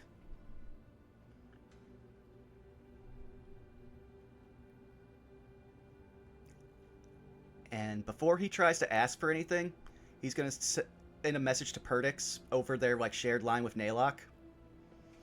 And he's going to say, Perdix, I want you to send 2 messages. Well, not messages, 2 memories to Naylock. And he's going to look to Naylock and he's going to out loud say, you are not allowed to record any of this. Either burn it into what constitutes for your brain, or it is lost to the ether after this. And the first memory is very benign, actually. This is one that Perdix has to dig for because Perdix wasn't with him when this happened, so the emotional information, everything else is going to be a lot more sparse. But it's a random day. Daedalus, Goldblum, and Salus are exiting class from Incomancy, and they come outside, and all of a sudden they hear a very frantic Belky running up to them. And the emotional data is going on, talking about needing to find her dad. Where's her dad? Something bad might happen. There's a lot of visible confusion. Belky is typically confident and everything else. He's never seen Belky like this in any way. He doesn't understand what's the danger because her dad's this big important guest. We didn't know he was a patron at that time. And also, a thought of annoyance crosses his mind just thinking about Belky's dad, who Daedalus doesn't like in general. But then being well, it is for Belky, though, so if it's important to her, it's important to me, so let's figure this out. And we could probably break him out of somewhere if we try hard enough. And that memory ends, which I'm sure confuses Naylock. And then another memory plays, a much more recent one. And it's Belky explaining why she doesn't like Naylock. And the events that happened, and everyone trying to get clarifying information. But some of that starts to numb, because there's a lot of things going on in Daedalus' head besides his own thoughts and emotions. There was also Perdix making many, many warnings.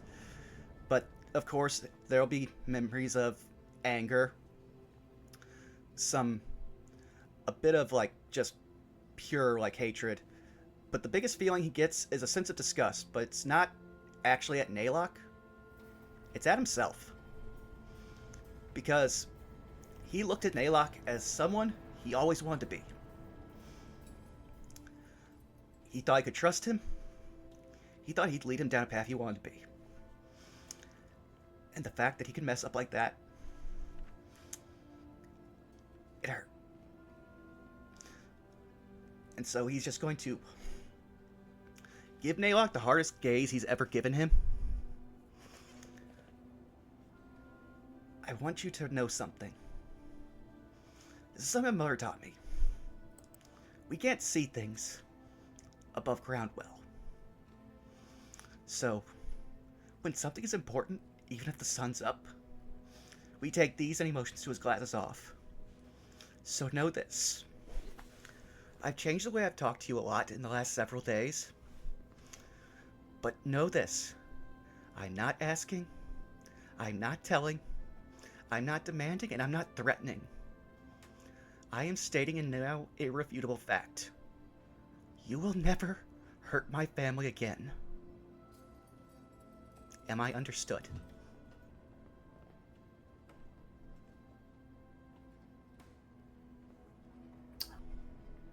You will nod after a few moments.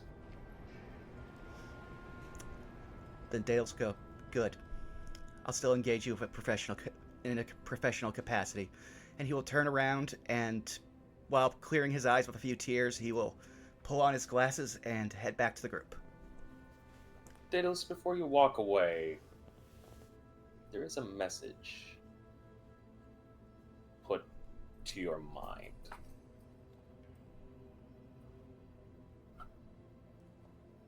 It's Perdix who has to give this message to you. Okay.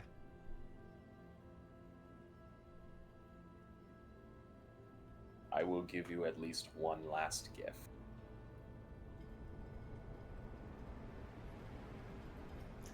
He'll wait for him to say what it is.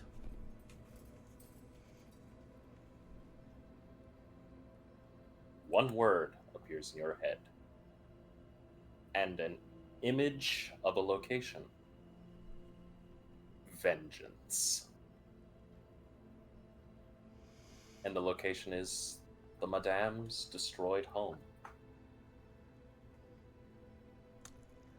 Is the location data for future visits, or is it... Again, I'm asking someone who we've just found out ostensibly is completely a machine.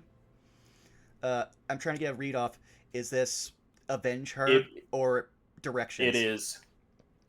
It is basically a last kind of statement / request. He will send one last memory through. And he will recognize the memory of the... Well, I'm not even sure if he has senses, but it's a very hot memory. His fire blazes behind him. The heart rate's high. There's tons of worry. Almost a, complete sense of this is where he dies. But it's him where he looks at Sweet, and he vows that Sweet will be the first person he ever kills. And with that... No. Yeah, I was about to say, with that, Daedalus turns back towards the group, finishes putting his glasses on and rubbing the tears from his eyes, and heads back. Noted. Well, I think that was a very healthy decision for my mental health, Daedalus says with a very odd topsy-turvy smile. Well, not topsy-turvy, just lopsided, I guess. This is after he rejoins the group. Of course.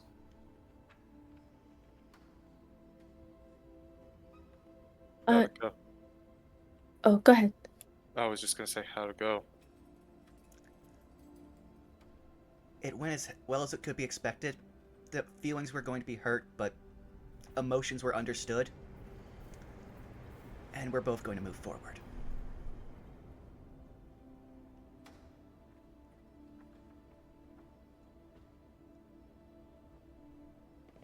I suppose that's all that could really be hoped for.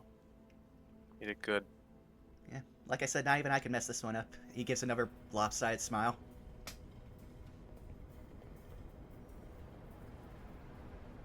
Perdix will chime in for all of you. A moment of your time, if I may. Daedalus will hold out his hand for Perdix to perch on the back of. I have analyzed this memory that has been sent. Within the coding, it is a required meetup. Not of my creator, but of someone who might be able to assist us. Do y'all want to go to a site of a murder? Tilts head slightly. Wouldn't be the first time. Took the words out of my mouth. Well, I can guarantee that anyone who would possibly be there is actually here right now, so if you all just follow me. Oh, okay. Follows. Alright. We will temporarily cut from this scene and return back to Strixhaven proper.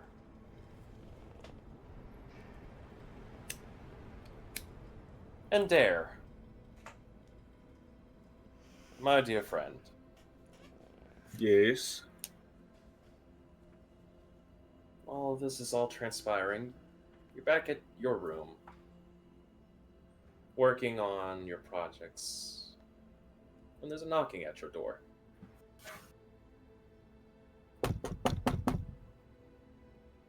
Indare has been very quiet as of late, but as the knocking is at the door, he would reach up, one hand slipping under the table, the other waving a hand as the door opens. Outside is the very form of your Professor Morg, still in his funeral attire. And he goes, Mr. Indare, may Professor I Morg, come in? by all means. He walks in and he kind of looks and goes, I see you've been busy. I have to be.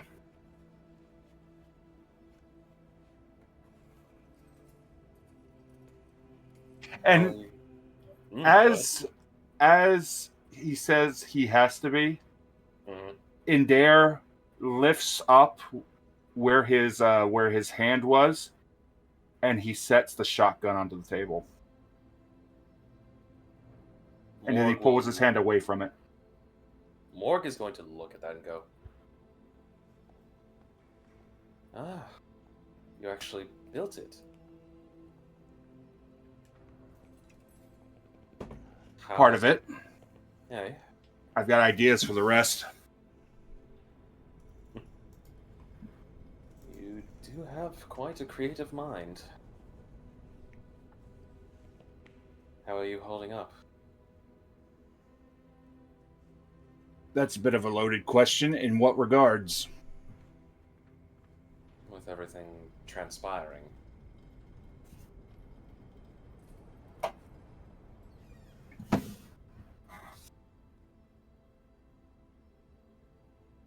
I expect better than some of the others. I see. I see.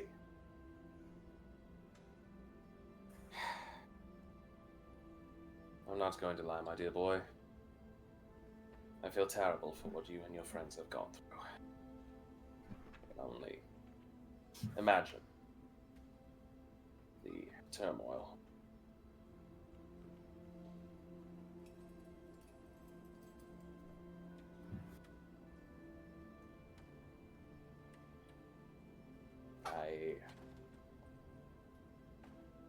I truly am sorry.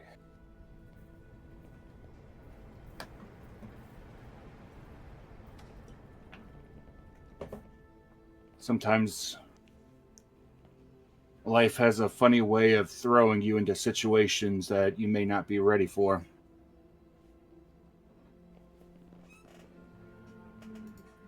Oh, don't I know that.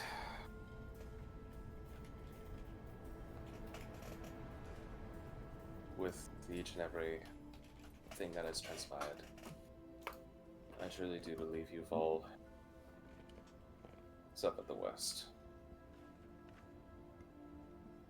And there you see Morg actually kind of, his face looks like it's aging.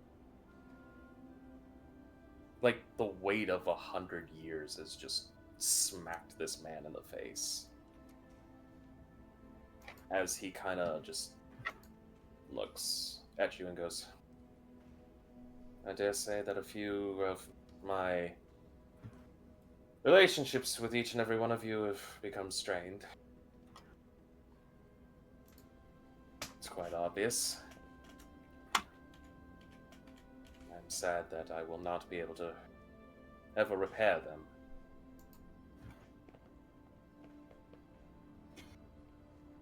Relationships have a funny, fickle nature to them.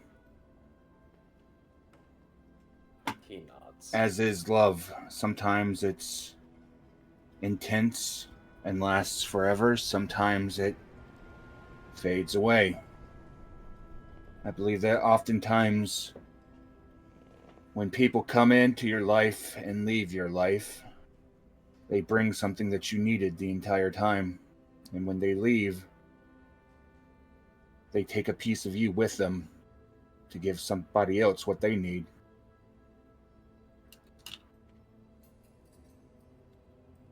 Very philosophical. And he kind of just like nods. It's with that I must be sad to inform you that, unfortunately, I do believe my time with Strixhaven was coming to an end. By order of the Dean, I am to take this artifact and ensure that its discovery is never to be found again.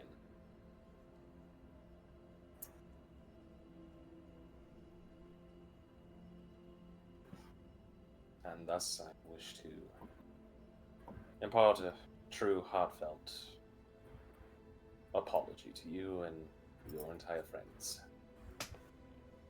I'm not leaving directly. Still have a few weeks left, but I do not wish to leave without saying goodbye.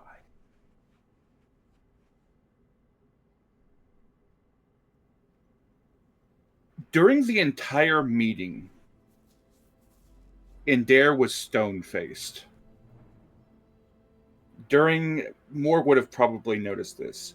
During the meeting with the Dean, he was stone-faced and didn't say a word the entire time. He was simply leaning against Belky. But as he mentions this, his face softens slightly.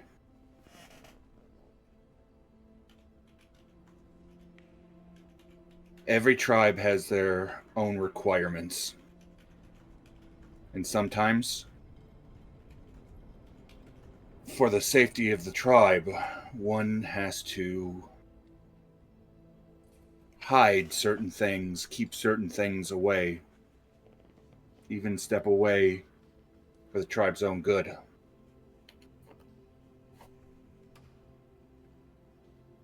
Your mission is an important one. I acknowledge you. He gives a little bit of a smile. Morg will give a very slight smile and goes, the things we must do to ensure that our objectives are achieved. Take care, Indare. And may your inventions, as well as your culinary, leave a lasting mark on the world.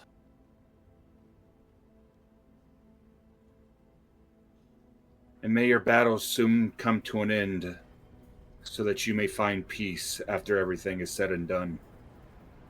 If we're fighting on this front, I can only imagine what you're fighting.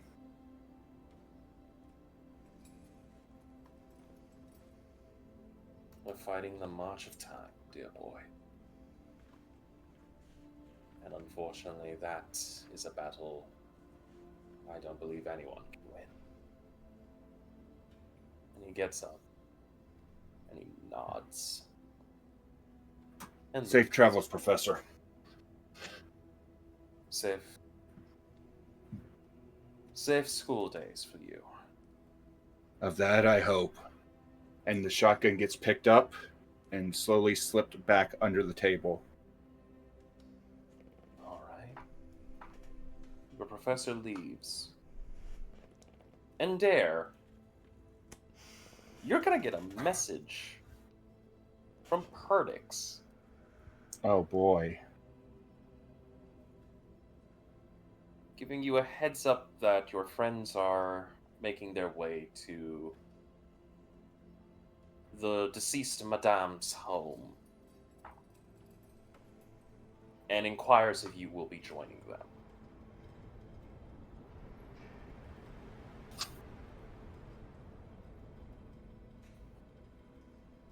he agrees. Something in his whiskers is telling him that he needs to show up for this. So he agrees, and on the piece of paper, the two-way communication piece of paper, Indare leaves two messages. Indare leaves a single sentence. Spoke to Morg. He's leaving school in weeks.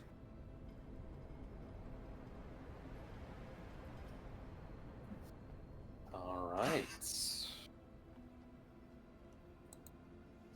And I believe, who is it that has that paper? Is that Salus or is that Iapetus that has it?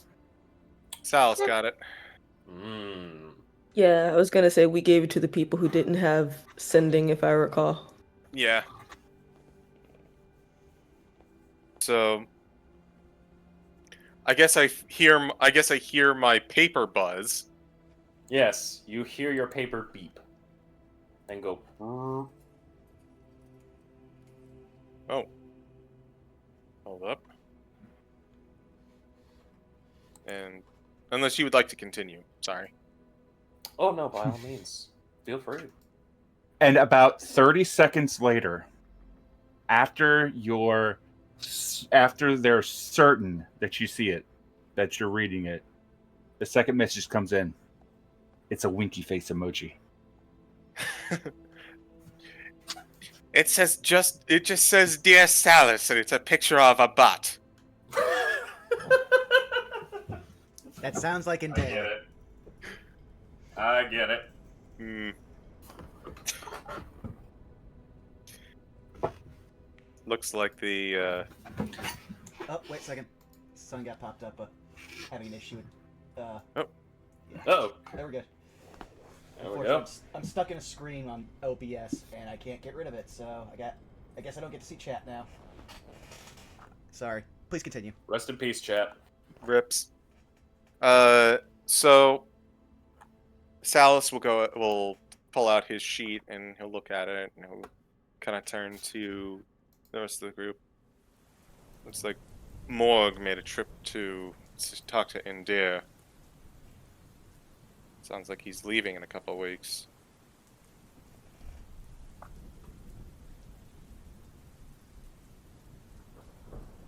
Wait. Leaving? Leaving. Oh, surely he's not in trouble.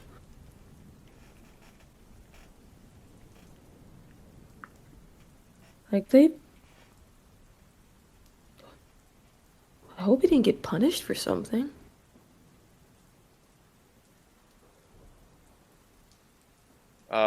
So I was there for talk of the artifacts. So Above game, see Sal. Everybody would kind of have heard that as the dean was Right. talking to Morg Maybe- about the artifacts.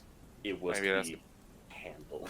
I also can't remember if Daedalus is actually told. Like, it might have only been Salus or Iapetus. Daedalus has at least mentioned to what was in the thing that he got to one of the people in the party, but I don't remember who. Certainly not me. Yeah, I would bet it's probably Salus as the. I have to tell you things because I see you as the leader figure. again, how did this happen? CG says above game. Yo ho ho. The introvert was too quiet, that's what happened. Yes. In one fucking world, the party leader is an ASMR. In the other fucking world, the party leader is a, excuse me. The other party leader is a tiefling. So Oh, the irony. you've got heaven and hell. Yeah. Which means, wait, no, we also have the rock. So we have Let's Rock as well. I just love Yes. I just love in the ASMR like timeline that makes Daedalus a high elf.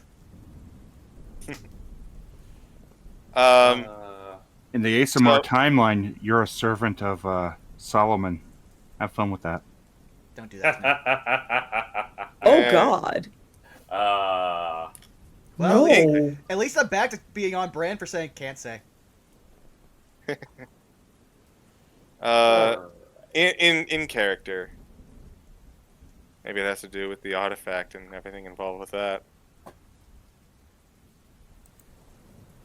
That's a fair point. We did hear the dean tell him specifically to take care of it, whatever that means. Well, I will say this. It's something incredibly powerful. So much so that when I got it, I screamed and made sure I didn't touch it. Oh. I'm not saying it because, again, we already know that there's a secret society that's protecting its secrets, so I don't want to draw you guys into more. / I don't think it's relevant if Morg's taking it off campus forever. Fair enough, I suppose. I'll have to make it a point to stop in before he leaves. Who Make knows, sure. maybe he'll let us keep an eye on his library. Make sure I'm with you there. Will do. If he agrees to taking over What? the library, then I'll come. You had me at Wow. library. You had me wait, at hold book repository. You had me at Morg is on a step ladder 3 sources down from people Daedalus hates the most right now. So if he could get a high wizard's library, yeah, he will take it for whatever spells he can find. Remember, Damn. that is a faculty-owned home. That is his own home on campus. Again, this is if he I mean, agrees that- she's not trying to ransack it. She just wants to have a quiet place to read on occasion that might not be school. Let me put it this way. Daedalus, when he was talking to Diane earlier, might have weighed the risks of just saying, there's nothing left to the Dappling Manor that needs anything as good as a mechanical owlbear. It's been ransacked, and everything has been either hawked, sold, or turned into weapons. We love our WNDs. But yeah, he's holding that back because he wants to keep these robots, and at least now Diane is the only person who can come in and take them. And also, we never admitted to the fact that we did that, so... Well, they can very much infer I'm the one that stole the animatronics, not everything else. Oh no, I'm talking about everything else. Nope, didn't do a thing. Don't know what anyone's talking about. But yeah, let's Hey, finish wait a heading back. second. Hold up. Oh. Hold up. And I get another buzz from the right and no. Never mind. He sees the winky face and puts it away. Something important? Genuinely? No. Okay. Noted. Let's just make our way on over. Alright, follow me.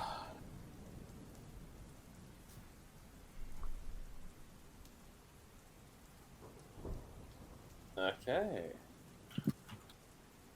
You all will congregate at the Madame's destroyed home. You are, however, pleasantly met with an individual. Well, two individuals, actually. I do believe that...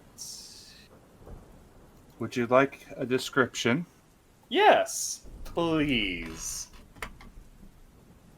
Wandering back from the campus, from the direction of the campus, traveling by themselves, all of you would catch a dragonborn, about 6 feet tall, rather buff. Oddly enough, wearing what looks like heavy plate, even though there's no sound as this person walks. No weapon, but their hands are gauntleted. Across the entire right side of their face is massive amount of scarring, even though they look so very young. It looks like that they're talking to themselves, and as they're talking to themselves, you see that a number of their teeth on the left-hand side of their face is broken and cracked. And you see that half of their tongue is missing as they approach. God fucking damn it.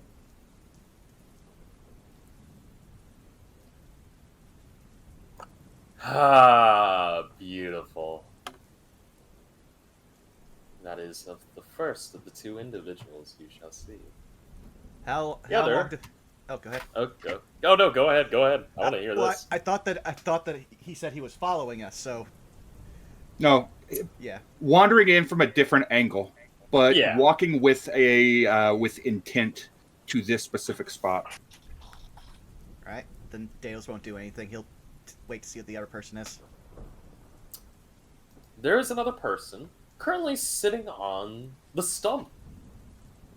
This individual is approximately 5'7".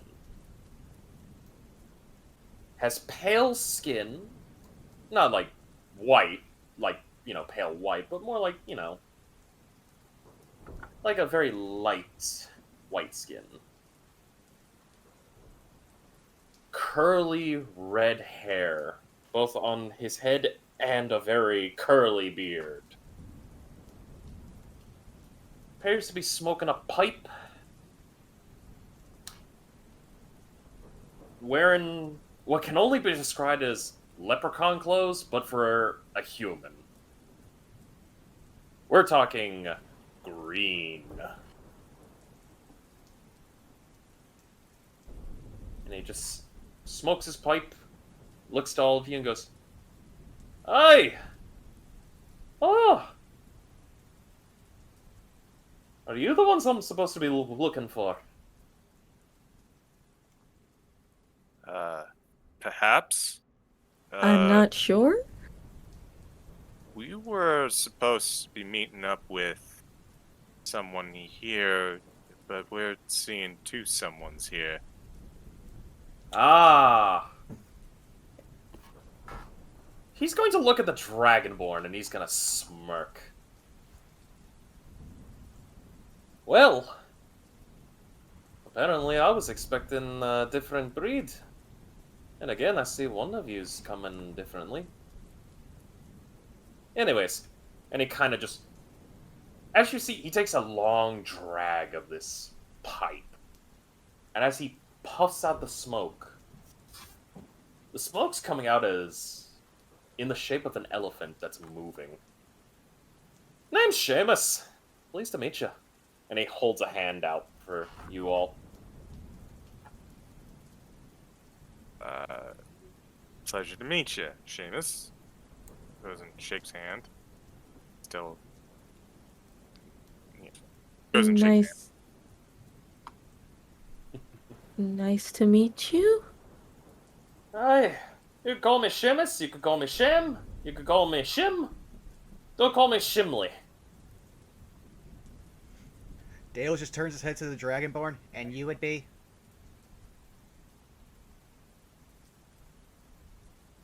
The Dragonborn reaches into...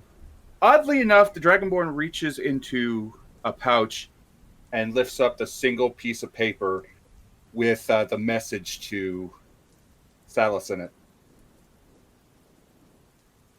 Holds up a single finger, and then the form begins to shift and warp and change, and it changes into a Fira. Oh. You did say to never be yourself when walking alone, right? Oh, In fair case we're enough. being followed. This is one that I've been taking to as of late. Seems like a... Fair enough. It seems like a real sweetheart, that one. Aye. I love the big, quiet types. Looks at Goldblum. You see, Just looks at Goldblum. Yeah, that tracks. Seamus kind of cock his head back and is starting to laugh like hell. Go. Oh, I thought I was the only tricky little bastard. Ah, aye, that's funny. I like you. And he points to you, Afira. I really like you. Oh, you and I are gonna get along just fine. I look forward to it. So, let me guess. I think we can all assume that we've all been summoned here because a certain tall, dark, and metallic gruesome decided to call us all. Aye? I guess so? Looks to Daedalus. It tracks. I assume you have a very particular set of skills. Aye. And allow me to bring up the map. I got called by one of my friend's third nipples. Why, it's always the third nipple. Daedalus, not picking up on it, turns and looks at Goldblum, who's the only one with visible nipples. Yes.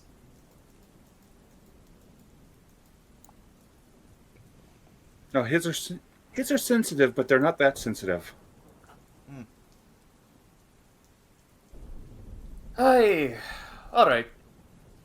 So, I'm gonna be frank with you. This place looks pretty fucked up. Yes. Yeah, certainly looks that way. And he's gonna look to all of you. So which one of you knows how it got fucked up in the first place? Daedalus just raises his hand with, like, no real expression on his face. Alright. Gonna be borrowing from you. Alright, lad. Let me ask you something, laddie.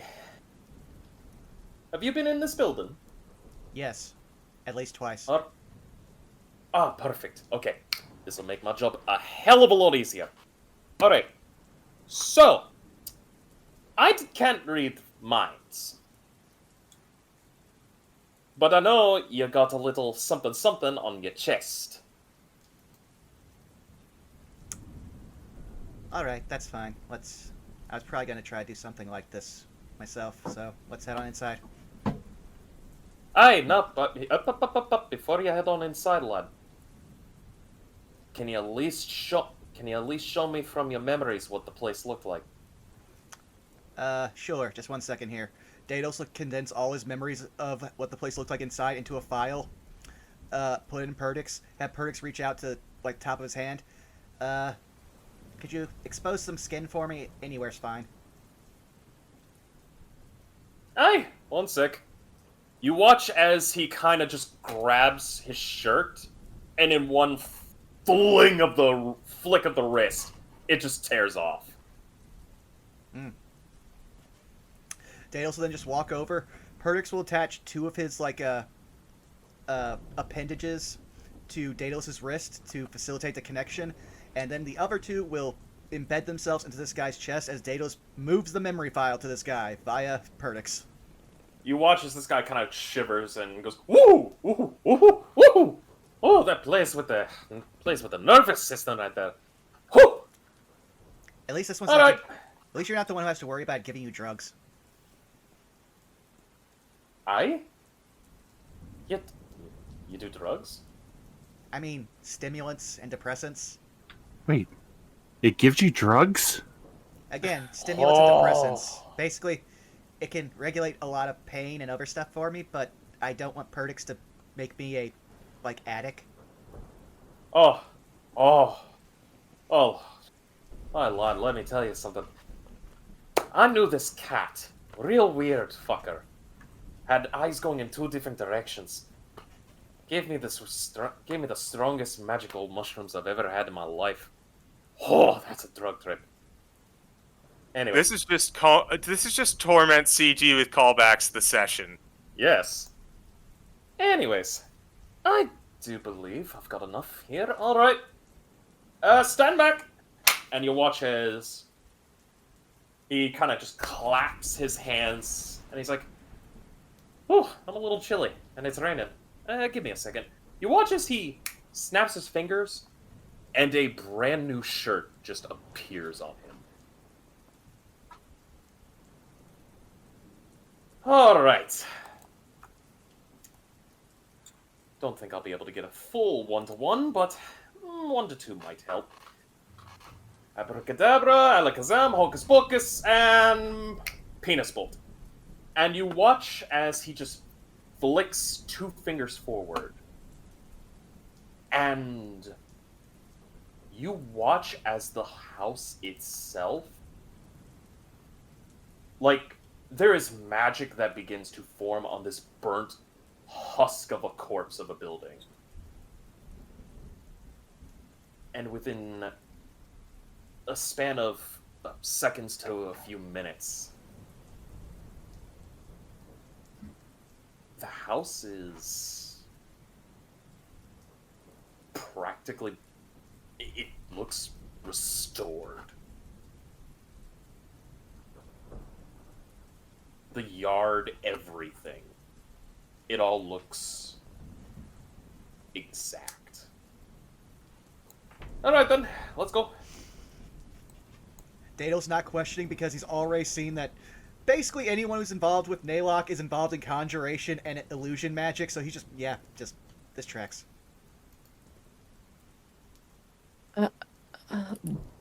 Oh, okay. Come on in. And you watch as Seamus kind of gets to the fireplace, roaring, and he's like, "Oh, that's a good fire." Is it actually hot? Salus, roll me an investigation check. Go big brain think 10. 10's enough. There's heat coming from this fireplace. There is a flame.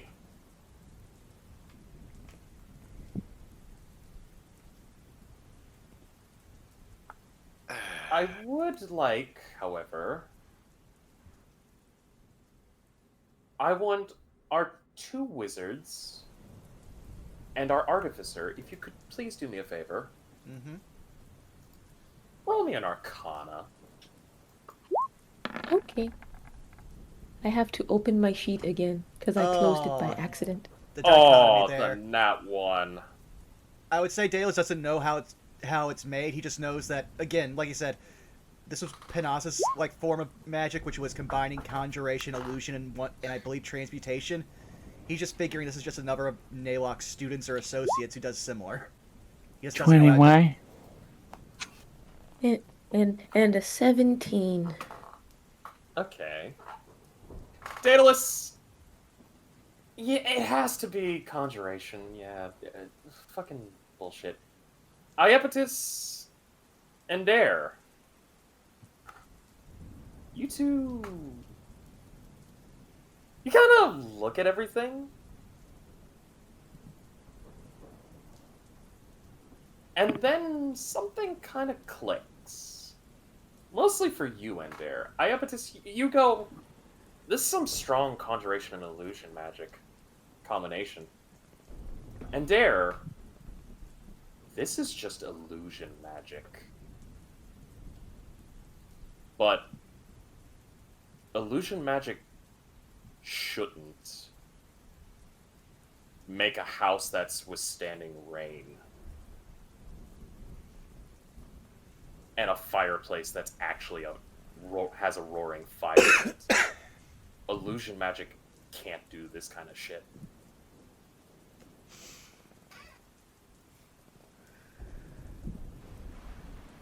So while this is a very impressive recreation, exactly what's the point for it? Because I don't think we'll find at least the note she was working on preparing to present to me.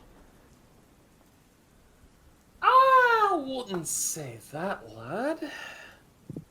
In fact, I'd actually argue that we might be able to find more than you think. Deus will slam his hands on this table and then start immediately looking at this table, seeing if there's any form of writing or, like, materials, because he knows that she focused around the center table a lot. There's notes, there's different things, there's alchemical substances, plants, and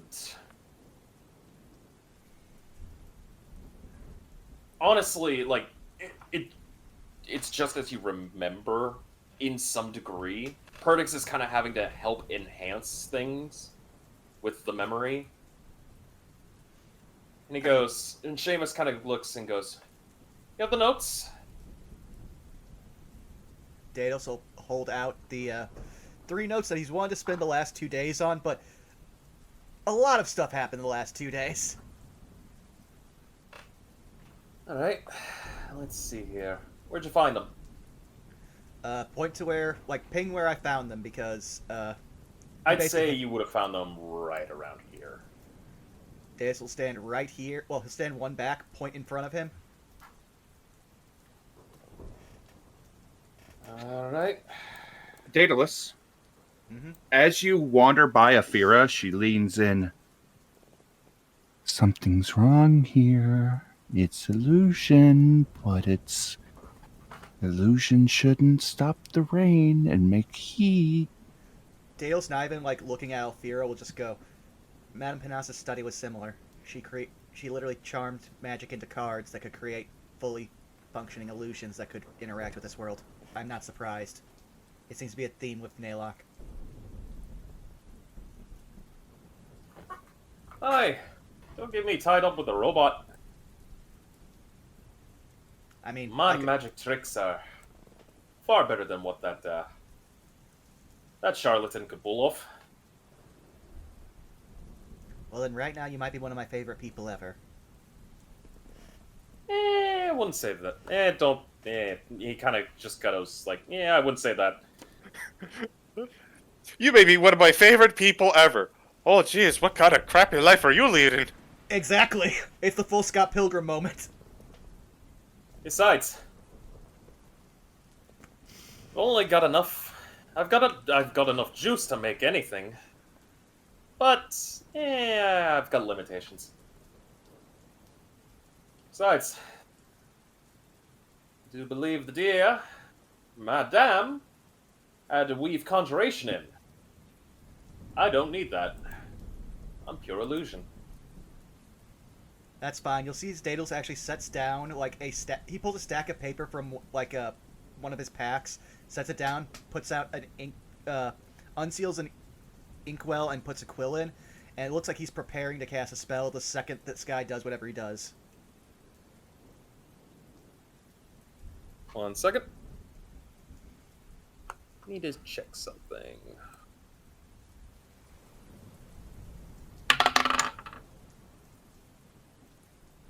Daedalus, he's gonna look at you and go, "Can I help you with something?" If you're about to recreate even a fragment of the notes from these, and he'll hold up the very charred, very damaged notes, if you can keep them for longer than 10 minutes, I can transcribe all of them with just my voice.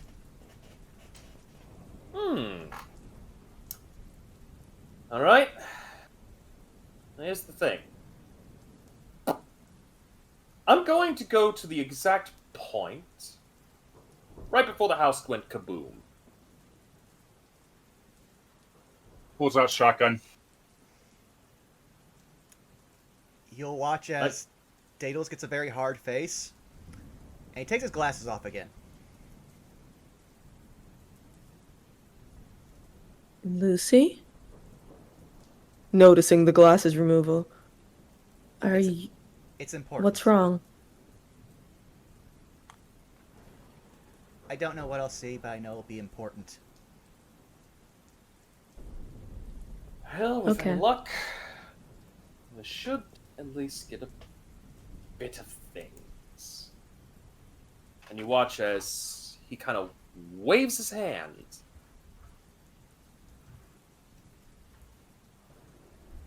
And the illusion changes right to the point where the house is about to go up. as he is kind of looking at this spot, concentrating.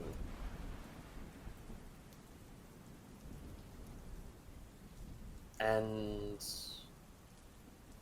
you all do see the beginnings of that purple flame showing up in sections of this house. And he goes, "It's illusion, but I'm still gonna say, keep away from the fire." That sounds like an excellent plan. You Aye. don't have to tell me twice. And eventually, the papers do form. But there's no writing on them. And he goes, "You mind holding the surviving fragments?" Daedalus pulls them out, sets them on the floor exactly. Alright, this is gonna be a little tricky. Need a roll for. Gonna need a. Hope to gods that I'm not fucking up.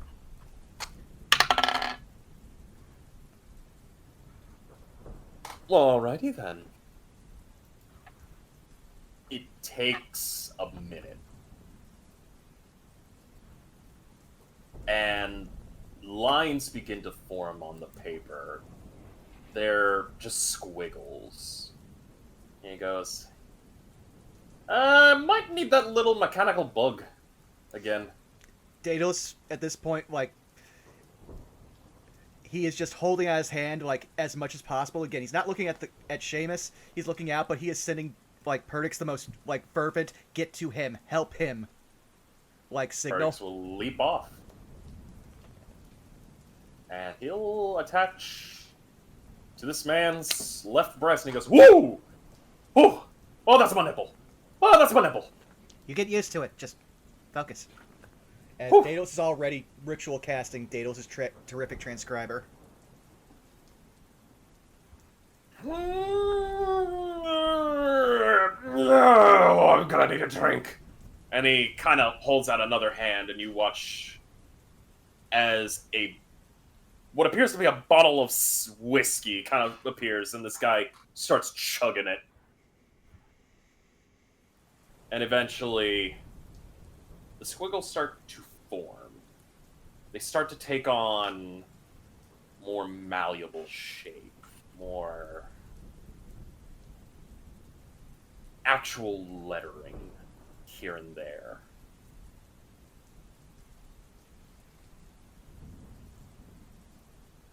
Seamus, however, I need a roll. Oh, yeah. Wish there was a way I could help with that. Seamus is, however, straining. He's going, okay. It's kind of hard doing this when I'm reading through somebody else's head. And he kind of just, he points to you, Aya, but this. Lassie, could you do me a favor? I need you to do me a huge favor. What do you need? I need you to. You have any healing magic? I don't, but I... Find someone who can, because I think I'm about to hurl, trying to hold this up, and it's actually causing me extreme pain. Goldblum, Salas, do you guys have any healing? How She's- about a 5? That will help. The 5 points will definitely help, as Salas, I assume you're doing this through your draconic wings? Yes. You spread one of your draconic wings out to touch Seamus. And Seamus goes, oh, okay, thank you. Having a hard time trying to hold this all together. Hey, Sal's is gonna kind of step to the door. Hey, Goldblum? Yeah. Mind coming in? I did a patch job, but in case more is needed, we might need some more healing. As like the zoom of your token, there's like, my time has come.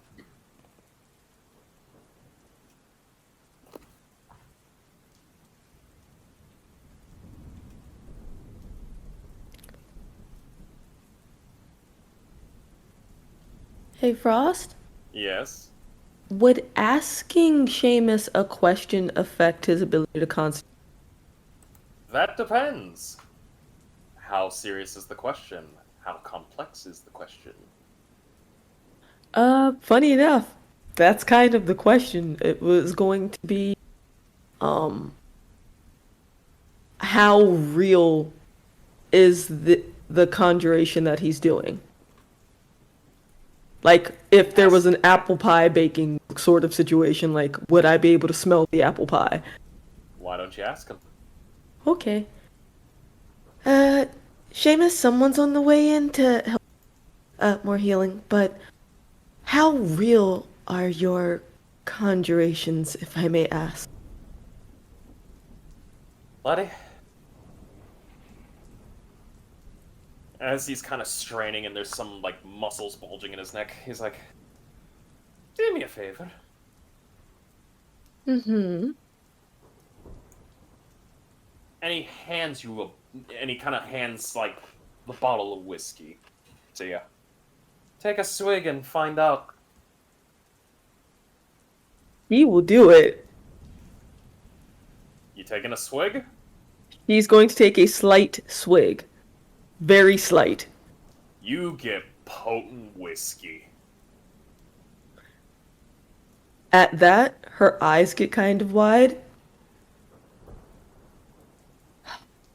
Lucy, I have to ask you something, and I apologize for having you essentially relive details. It's a shot in the dark, but where did you see him? Daedalus is still mid-ritual cast. He literally cannot answer you. Shit. Okay, did not know. All right, well then she will save that question. She'll save that question for when he's done. It takes more and more time, and Seamus is in pain, and he looks to you, Goldblum. He's like, "Hey, big guy. You happen to know a doctor in the house?" I am a doctor. Oh, that smooths me arse. The healing helps. Let me roll for his concentration. Oh, yeah. That works perfectly as the casting of this spell works. Eventually,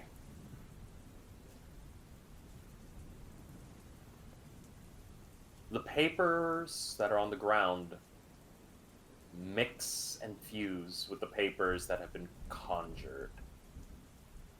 Actual writing has been made. And eventually Seamus actually has to drop his hand and go, ow!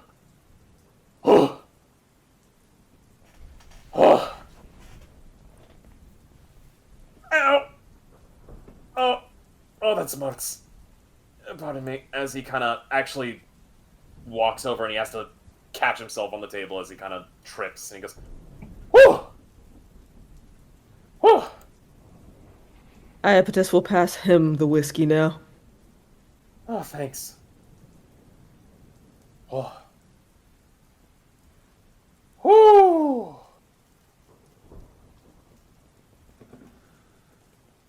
So when does Daedalus' transcriber go off?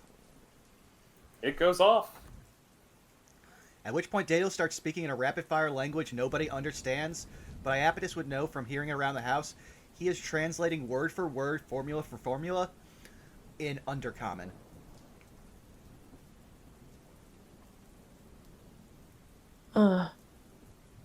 He's gonna need a minute, guys. I give him a minute. I need a moment. Hold on one second. And he kind of snaps a finger. Hey, Afira. Yeah. A chicken in a postman's outfit appears at your feet and goes, "What? Telegram?" And hands you a telegram. While she was outside looking to try to find any sign of Sweet, she leans down, picks up the chicken, picks up the telegram, and looks it over. Hey, Sweet Cheeks. Mind grabbing a few of those grapes outside for me? Excellento. Seamus. Oh, like that, huh? All right, lover boy. And Afira is going to go ahead and grab some of these grapes. Any sign of anything specifically on the outside while she's out here, given that she's been spending a little bit of time looking for clues, signs, anything? As you are, I would actually like you to roll me an investigation. Very well. That's a nat 1, never mind. Oh no.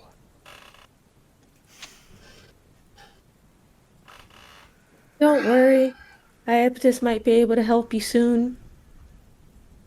You find nothing in this location.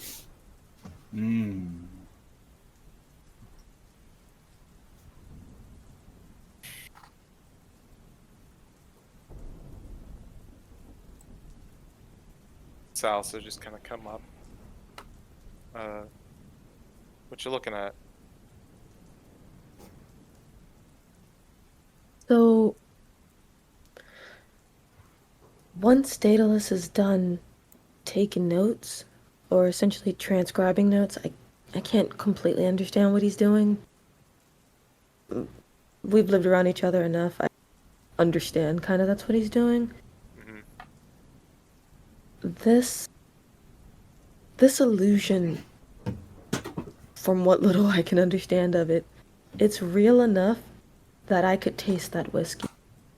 Which means there's a sliver of a chance that, assuming the rain doesn't fuck with an illusion, I might be able to pick up at least scent I can get outside. But I'd need to know exactly.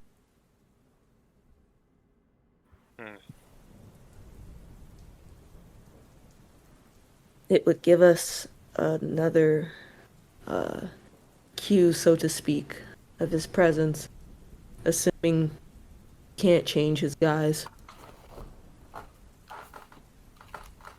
That would certainly be quite useful.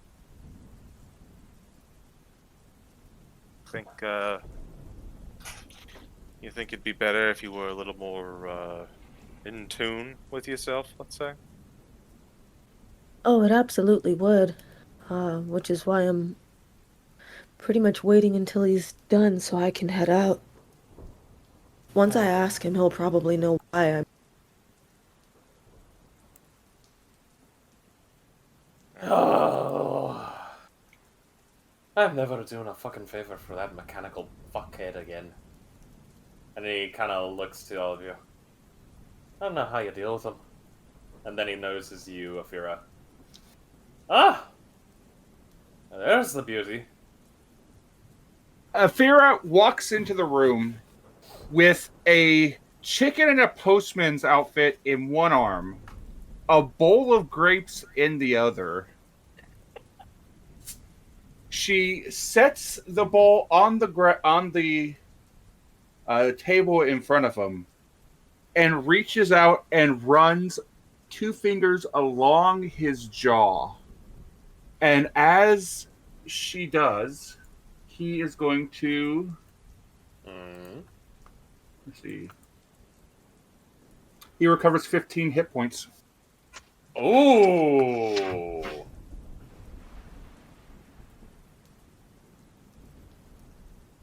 You do this, and you watch actual steam come out of this man's, ears. Like, copper kettle style. And he goes, "Oh, mama! Smoking."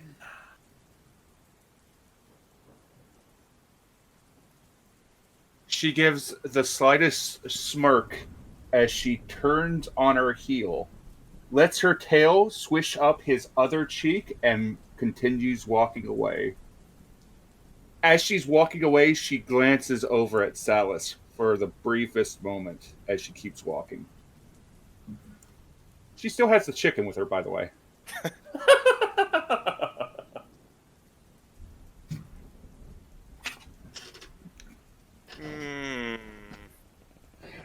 Daedalus, as she's walking by you, she whispers very, very gently, "Reality Warper." Daedalus does not break his stream of words. Fair. I believe it's at this point we can take a nice little bio break. Sounds good. Yeah. Okay. Pause the rain. Mental We'll be back, note. chat. Because I need to use the bathroom. Mental note. I need to ask Lucy a question. Yes, but I would ask at least one person stays behind because I'm a little hobbled right now, so I need to use the bathroom so I won't be as fast back. Oh, I'm here. Okay, I can thank go you. grab snack when you're done. Thank you. Hi, chat. Welcome. I've already Okay. banned 2 people this stream. So I tried, but I wasn't in mod. Mm-hmm. Couldn't clicky. I completely misheard that. You said ban 2 people? Mm-hmm. Mm-hmm. What did you hear? Bang, bang, bang. Considering what Afir has been doing, strategically insert a G somewhere. Hmm. I mean, she's technically been doing the figurative eye version. Yeah.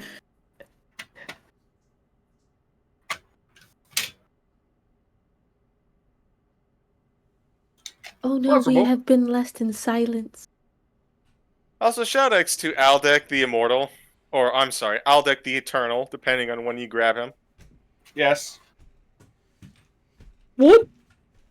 So, do you remember the Dragonborn that I took the guise of? Yes. It was my character from CG's Festive Fantasy the first year. Oh, that's cool. Aldec the Immortal. He is, at this moment, hanging out with chocobos in the afterlife. He is in Chocobo's paradise. He was he was a Banga fighter. Excuse me, a Banga Dragoon specifically. Mm-hmm. And he was called the Immortal because he was so messed up from all of his various combats. He's lost teeth. I believe he lost an eye at one point. He's had massive scars. He even lost his tongue at one point, which left him largely mute the entire campaign, except for like 1 to 2 sentences at the very end of the campaign. But Oh wow. I played the entire campaign mute. That's impressive, actually. And yet, he was one of the more expressive players. Yeah, because you could only do it through actions. So it's like you're interacting with the world always had an impact. And so we went through the entire mission. We were a part of a guild, and it was basically our job. We went through the entire guild, and over the course of the game, we learned that Aldec has an extreme soft spot for like small things and animals specifically. And we stepped on the train to the afterlife. And the train fucking mocked me for being called the Immortal. And then I beat the fuck out of the train. Yeah, well, yeah. High level fighters can go hard. Mm-hmm. I was going to suplex the train, but I action searched it down first. Fun fact. Sorry. No, go ahead. Fun fact. I had a built-in mechanic where you could, in fact, suplex the train and would result in an instant kill. we ended up getting to Chocobo Paradise, and we had to go through like a massive quest to prove ourselves to the Chocobos, which he did. And upon finishing the mission, he said his first words of the entire campaign to our quest giver. Those words were, "Fuck your reward, send me back." Oh, wow. That he did. And then he handed over his armor and his weapon to the party. And he said something along the lines of, "You stay, I go. No follow. Goodbye." And he walked off to Chocobo Paradise, to the afterlife. And he's been there ever since. And believe it or not, the best part, the train fucking mocked him because of his title, the Immortal, and it said that it would see him one day. He never fucking saw it. Because when he actually died and he was heading back to the train to get onto it to go to his afterlife, the Chocobos stopped him. They were like, "What the fuck are you doing? You're already in the afterlife. You're not going anywhere. You're staying here, fucker." Oh. To say nothing of, man really earned his title for the little small thing that he did the next time we got to see Aldeck. Yeah. That was a hard ass fight. I can imagine so, yeah. It was really tough. Oh, and the best part, when Tart logged in the session, like, after that, and just saw all those death saves at the end, because we were fucking around at the end of it. Yeah, it's just like, oh no, oh no. I can imagine that'd be jarring as hell. I returned to death saves. We were telling the story of Aldeck. Oh. God, I love that story. We had gotten to the BRB. point where... Sorry. Zaya had to step away. We had gotten to the point where I brought Aldeck back for a test group run for y'all's encounter with Ultima Weapon last year. And it went a lot worse for them than it did for you guys, admittedly. Yeah, it did. Damn.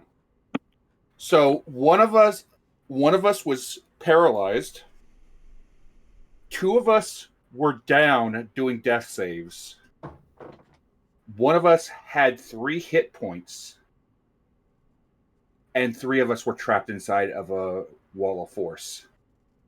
It was trying to burn down JC while I was sitting there trying my best to use every trick in the book to get my party up. I somehow managed to get both of the people that were trapped in there with me up to 1 HP with that Marlboro eye. You remember the Marlboro eye stalk that I took from the Great Marlboro? Yeah. I used it as smelling salts, and I got those 2 fuckers up. God damn. It was Well- pretty ingenious. The fucking fight with Ultima was just... Oh. It was fucking scary.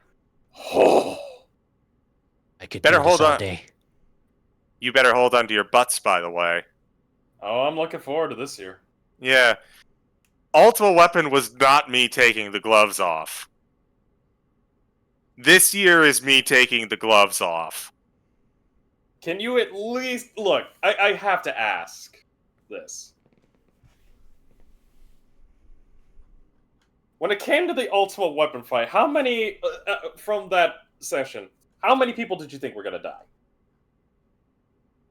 Truth be told, your particular setup was pretty solid. I think I was only going to probably get one of you. Huh. Okay, I take that back. Based on Ultima Weapon and how Ultima Weapon works, I was either going to get none of you or all of you. Noted. Once, sorry. Oh, you're good. I was just gonna say, this year is going to terrify me even more if that's the case. Oh, I'm gonna be straight up unfair. Oh, I expect it. Just, So I right shouldn't on. pick the the silly fish race then. You can if you want. Listen, I'm not saying that you can't be silly or you can't be funny. What I am saying is don't get attached. We gonna die this time. Actually, I'll be shocked. Hmm. Will this be the first Festive Fantasy where we all die? I am hunting down game over music as we speak. Game over, yeah! Not that one. That's a good game over. I'm talking bad game over. Oh, Best play of some Dark Souls. fatalities. Let's go. Get Best some of Dark fatalities. Souls. I will say, out of everything, my favorite moment from last year was the carbuncle room. Oh, Carbuncle was so cool. Specifically, Maybe. the one sad carbuncle that was the monster. Also, Aw. I've got things for both of you. 1 second, just waiting for something to finish scrolling on my screen. I finally was able to see chat again. So, Runewalker offers that it might be, instead of a festive fantasy, a fatal fantasy. And Rosso gives a recommendation for game over music, Sonic CD. Ooh. I will look into this later. Also, I I do will like s- Fatal Fantasy. I will say that that poor Carbuncle, he's always the monster because he's the transmutation Carbuncle, so he's the one who could shift forms. He always has to be the monster. Say He the just wants to be line, a Bart. musician, alongside his friend Simon. Yeah, I love the gimmick I came up with for the Carbuncles, which was that they were just all of the, there was a whole bunch of them, and they were all the various schools of magic, each one of them.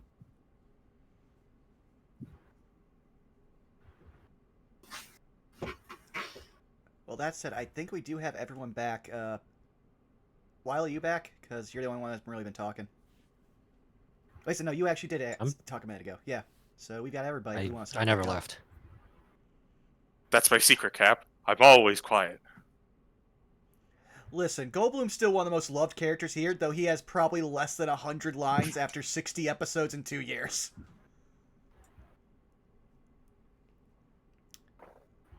But yeah, if we're all good, I can switch us back over.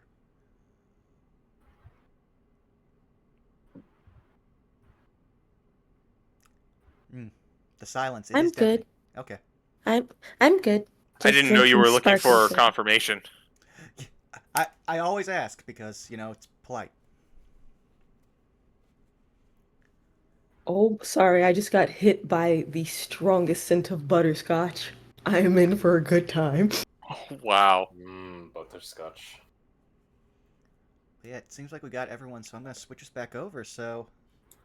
All Oh right. boy, I bet And we got a lot to will- process. And I will put on more rain.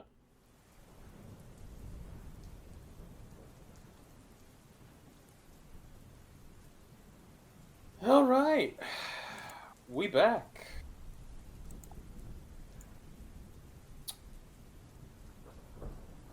It is still raining outside. Still things going off. Seamus is currently... He is chugging some more. Like, this man takes that bottle of whiskey and he's still chugging it. And it doesn't seem like it's ending. He eventually goes over Seamus, to you this... gonna be okay? Oh, I'll be fine. A bit of the booze never hurt nobody. Not gonna get into a drunk driving accident. And he kind I'm of goes more over. so meant from holding up the house. Oh yeah, no, we'll be fine. We'll be fine. And he goes over to the fireplace and he's like, you might not want to look at this way, Les. As you hear a zip.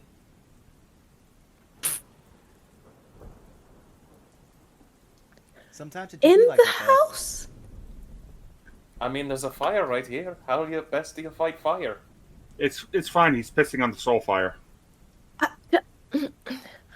Uh, You know what? In this instance, that's fair. I'll take the symbolic gesture. it's gonna walk over to Lucy. Again, before he can do anything, I need confirmation that everything's been transcribed because he still has to actually read Things through all have things have been transcribed. It's a lot, but you do manage to get through it. They also just stare at them in like shocked awe. Just because of the chance. He will send a mental image to Naylock of each of the notes, and he will leave along with the message. Thanks for the first step. This is a professional courtesy. I'm not translating for you. You get a confirmation symbol in your head of a singular thumbs up. Okay, Daedalus will put the notes that he has transcribed back into his pack and be like, okay, that's the first actual step of help I've gotten in a while, so that feels really good. Hey, glad to hear, as you see that this man is still pissing in this fireplace. And has been going for a solid 5 minutes. Yeah. So, Aeptis, Yeah? do you want to go ahead and try the thing? Yeah, oh, go ahead. I think I might like to give the room a once-over, see if there's... The notes were obviously the most important thing, but I feel like looking around is probably a good idea. Fair point. If you need an extra set of eyes, let me know, but I don't know how long, Seamus over there can hold this together without it being taxing on him. So, let me go ask Lucy really quick now that he's... Seamus is going to yell back to both of you. Don't worry about the house. I could keep this up forever in a day. It was only just trying to, get the notes. You know what it's like trying to keep something like that formed while it's being destroyed at the same time? Shit's difficult. Oh, no, I can believe it. I wanted to make sure I was being considerate. Will your conjuration also affect the property around it? He stops his reliefment. You hear a zip back up and he goes, well, what do you want to know? As he kind of just... You watch, and Iapetus, Mm-hmm. I have a question to ask you. And I might have an answer. I'm going to send you a message and ask if you have this spell in your repertoire. I am going to prepare by getting my sheet open to the right section.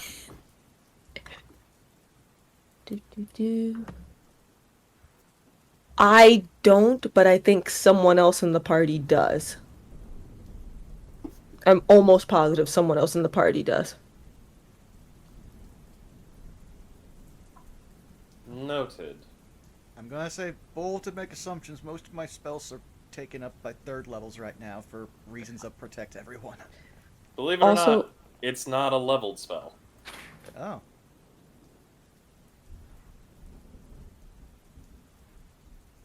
But Sorry, Frost, I had to mute briefly. My bad. Oh, you're fine, you're fine. You watch as this guy kind of just, wave his hands, and a chair just appears, and he kind of just sits on it and kicks his feet up on the table. And at that point, he's just like, it's a nice little shack that she had. Really like it. Might make this a summer home. Daedalus will give this man the first very angry look he had. Not... And he kind of just puts his hands up. He's like, not this place. I made a copy of it. Again, you are saying this at the very worst time. I would suggest against it. As if he's saying that what he has had recreated is still very fresh, as if he could probably tell by there's still ash in the parts of the house that weren't exposed to the wind. That's the thing. Alright. No need to shoot me. No need to, shoot lightning at me. Dales will say, "Thank you."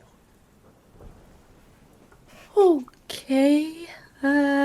So I know things are still really fresh, Lucy, but if everything has been put back to that exact moment before there was an explosion, there's a chance I might be able to check for the whereabouts of Sweet.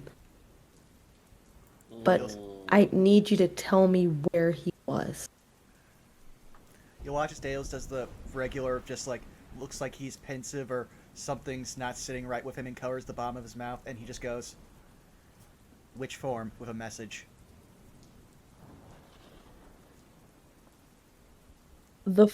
And so she kind of has like her finger to her lip, and then like pensive look as if she's thinking, but slightly covering her mouth.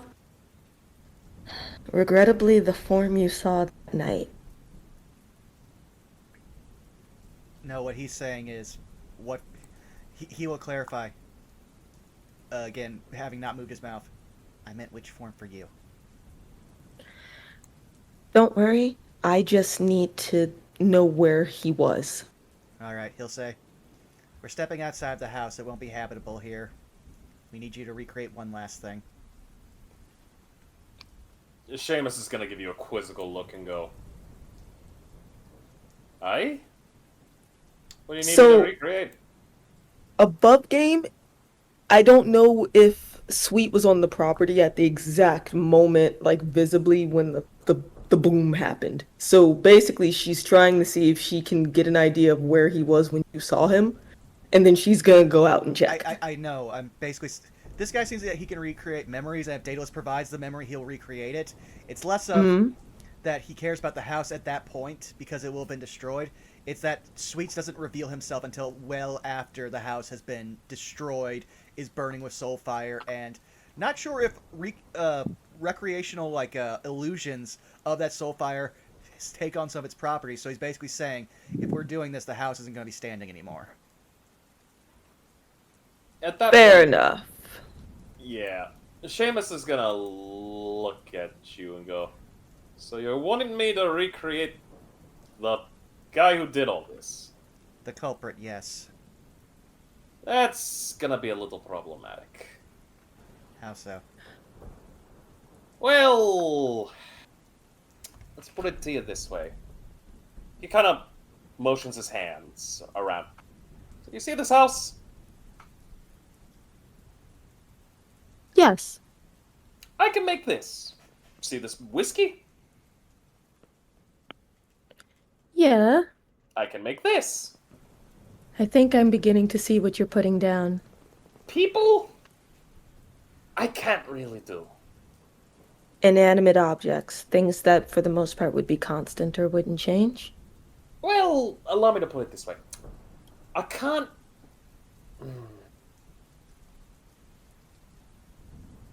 There's limits to my abilities. Like objects and structures, I can make them last as long as I'm still here. I can't use it to create, abilities that could be used for like, I can't just, make a pit of spikes and suddenly, you fall into a pit of spikes. I can't do that. But and as far as, trying to bring people back from the dead and all that, No. I can't do that. No. But now, I have a line of questioning that might actually suit your skills. Would you be able to create all the tactile essences of it from that time if it was just an object? Can you elaborate a little bit more? A scent. That's a little bit more trickier. Well then, that's a closed door, but... That's okay. There's still something Like, else. it's not that I don't want to. It's just that like it kind of motions to like the bowl of grapes. I know what grapes taste like and smell like, and that your culprit. I don't know what he smells like. I know what he looks like. No, you're fine. But- We were just measuring what we could. Any information's good information, but thank you for your time. Aye. Even still, this might actually still be really helpful. A couple things. So I know it's raining, I guess, in game now. How many days has it been since that? Assuming it's 2 weeks. It's been a couple weeks. Okay. Or, it's been well, And not a did couple it- weeks, but a week plus. And did it rain at all potentially during that time? I'm gonna roll a percentile. Okay. I can tell you why I'm asking if it helps. I get where you're coming from. I'm just gonna roll a percentile. Okay. I'm gonna say high. No. Low, yes. Okay.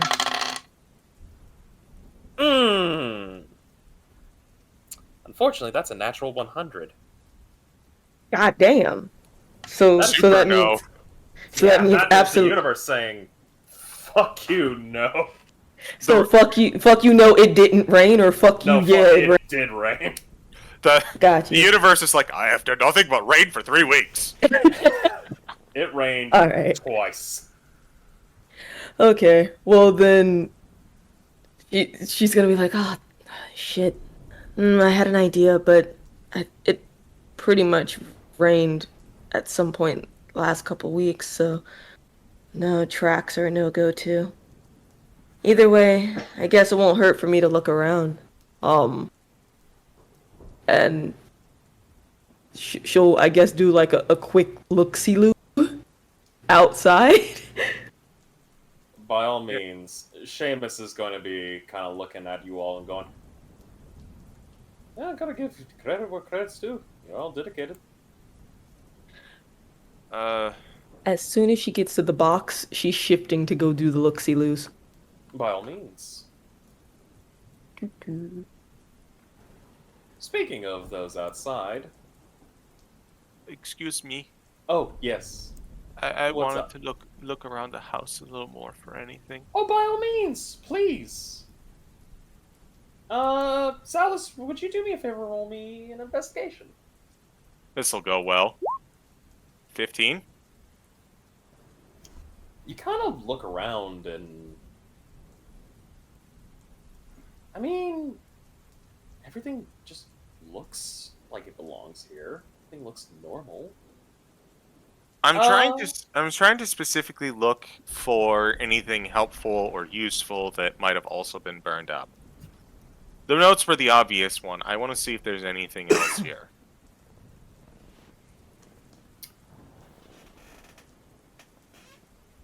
Two things. Actually, I need you to do me a favor. Uh-huh. Roll me one more investigation. Another 15. That'll help. You kind of look around and you actually notice one thing in particular. Mhm. Right over here. Could you ping again? Okay. Go over and there's a vial of some black liquid. Seems interesting. I'll go and I'll pick it up. You look at the black liquid and you kind of start pondering. And then it hits you. It's the same substance that came out of the frogs and the mimic. Ah. This might be useful. Find something? Yeah. Another part of our research, I think. What do you got? Well, there was a bunch of monsters that we were kind of keeping an eye on and dealing with, and this black substance is coming out of them. It's like looks like she was investigating as well. Mind if I take a look? And he kind of puts his face towards the stuff. Sure, sure. Oh, oh, that's foul. Oh, what kind of swamp tar did that shit come out of? A mimic and I believe a frog. Ugh, disgusting. Disgusting. You guys are fighting some real fucked up weird shit. You're telling me. Well, if you find anything else, I'll try my best. As he returns back to swig from the bottle. That was my investigation.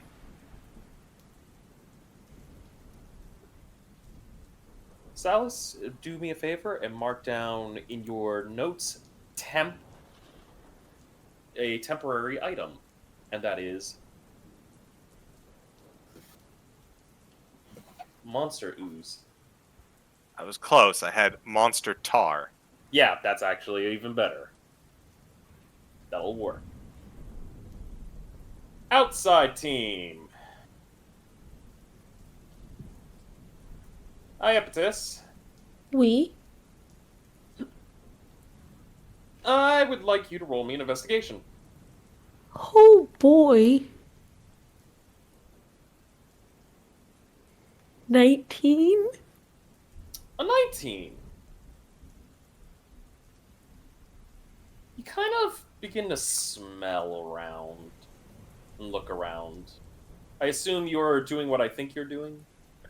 She's essentially tracking, yeah. Since she knows she can't rely on scent too much because of the rain, she's essentially just trying to use her tracking skills from hunting to at least maybe figure out if Sweet apparated, if there was some like hidden area that he could have come in, the brush that is covered up with something, just easy access to this place where he otherwise didn't have to be. Iapetus, you kind of look around.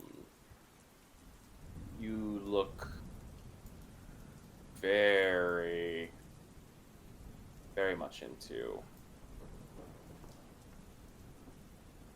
And something catches your eye. And it's in the water.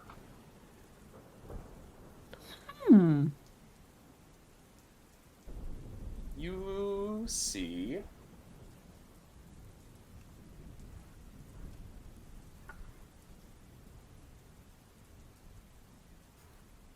a frog. A dead frog.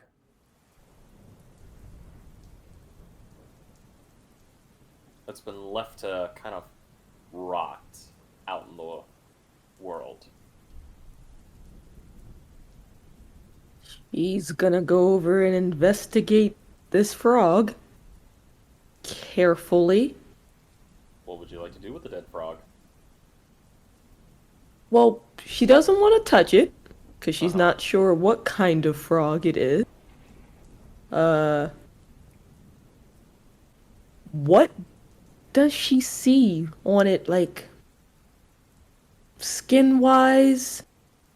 Cause of death, possibly? Like, does it look like it was natural causes, sort of? Or a put out of its misery in a grotesque fashion, sort of? It looks bloated. Like it's been there for a while?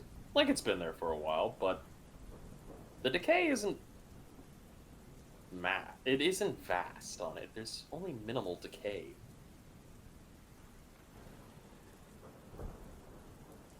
Hmm. Uh, just in case. Let me check something. Cool. Do a quick measurement. Oh yeah, cool. He's close enough. At this is going to ping Afira and say, "Hey, I found something over here on the, I guess, right side of the house, near the grapes. You got a minute?" Yeah, I'm checking a few things on the left side of the house. I'll be over there in just a second. Okay. Thanks. Speaking of, hey, Afira, Mm-hmm. roll me an investigation check. 11. It's a fucking terrible day for rain. Yes, it is. You're walking by and... How would I put this? You're walking by what appears to be like kind of like a little headstone for what appears to probably have been like a pet. The stone reads, "Rest in peace, Mr. Smarbles."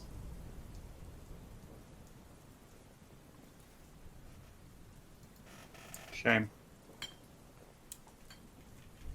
Yeah.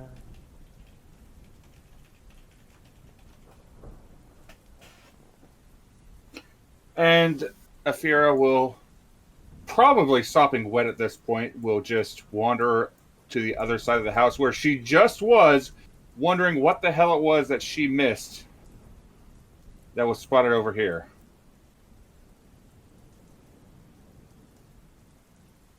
And while she's walking over, while waiting, does it look like the frog might have been like in the wild? Like lived in the wild? Or like is there anything near it? Maybe like a familiar? It looks like a normal frog, but it's just the decay is minimum. That's the only thing, and it's been out in the elements. It should be more rotted.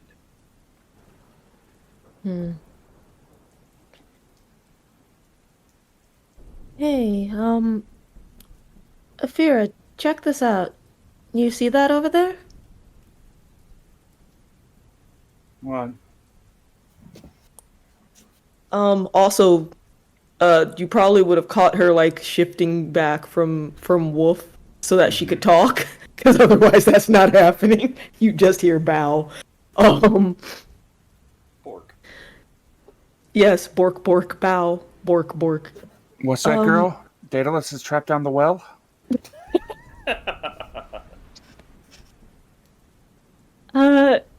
So The well is his own emotions.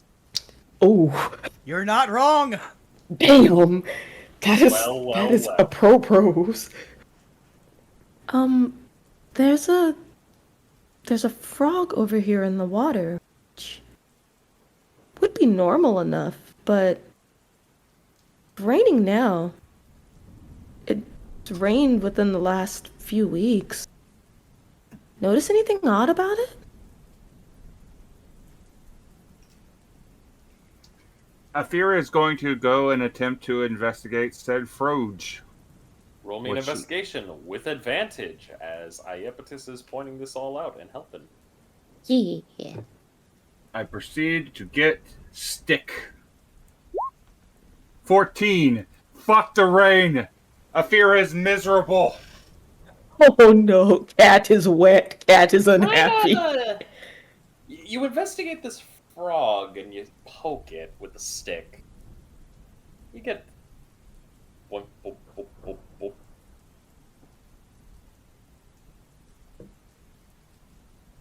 Frog's got a pretty fat belly for a bloated corpse.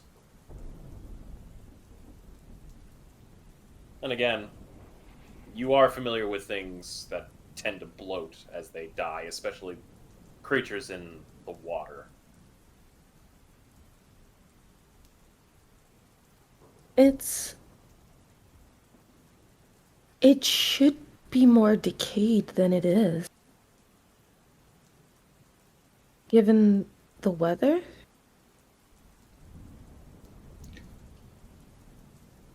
Turn, walk over, grab a really big stick, walk back over to Froge. Mm-hmm.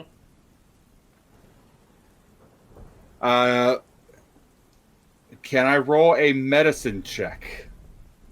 I will assist. By all means, roll a medicine check with advantage.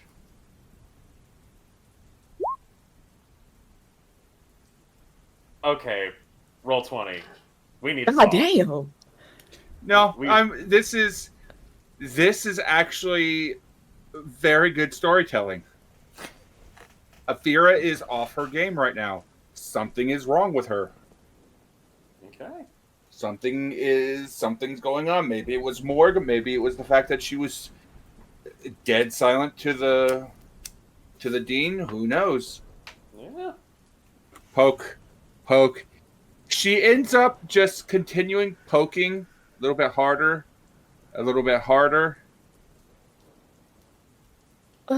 She's Athera, wait, no. Oh no, King you know what's going to happen. It's just one good thrust. Oh. Roll me in a. You know what? Roll me a general strength check. Oh dear. Something interesting might occur. Can I use a token of my magical strength armor? Oh no. Feel free to. I want chaos. Oh, I'm looking forward to this. That is a. Let's see. That is a plus my intelligence. 22. 22 hits. I need to do something real quick. I'm poking the big old jiggly oozy wobbly belly with the stick. As someone who Please. has had to do something similar in real life, I'm just like, God, no. Please punish me. I need Iapetus and Athira. Please roll me perception checks.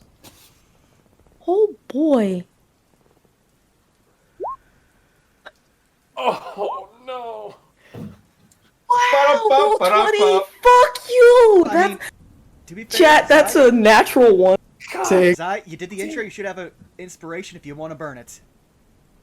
I mean, that's if Frost gave it to me. There was not an inspiration. Yeah, so I'm not gonna assume. Yeah, you poke the frog hard enough and you hit it hard enough. Frog goes kaboom. Like There are guts. how much of a kaboom? A small kaboom, like a firecracker. Like Hmm.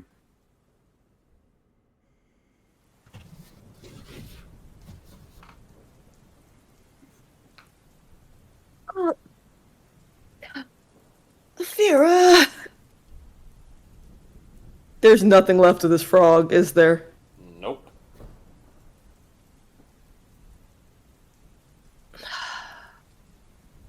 Oh well. Maybe it was nothing. And she kind of like, since she's been in the rain, her hair is probably soaked, so she probably just kind of like, and it's just like,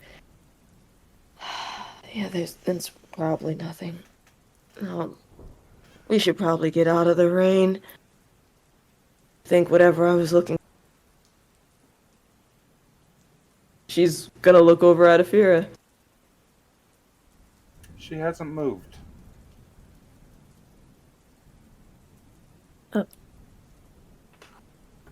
Athira? Like gently hand on the shoulder so that she doesn't startle you. It's fine. Go ahead back inside. I'll keep looking out here, see if I see anything. Hmm. Is there something going on? Your affairs are usually a bit more spitfire.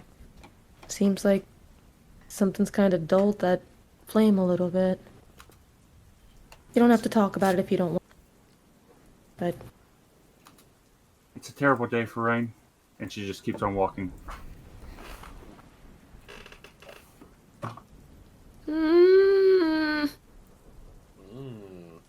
she's not going to like stalk you, but she's gonna make sure her friend is okay.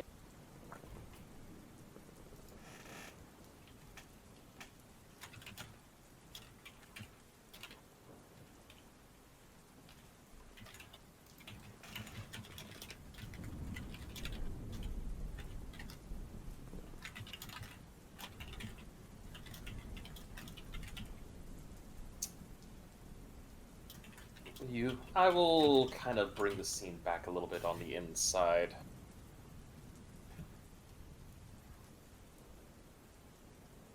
Seamus eventually looks at all of you, looks at you, Silas, and you, Goldblum, and goes, "Well, have you found everything that you need?" I've given close to a once over. Goldblum, have you come across anything? Can I roll to check? By all means, you can roll.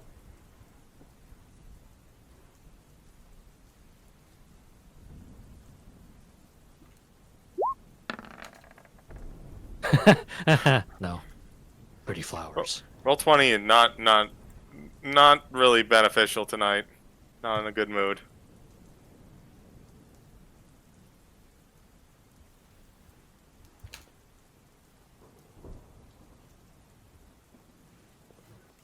Yeah, Goldblum, you just see a bunch of the plants and everything else.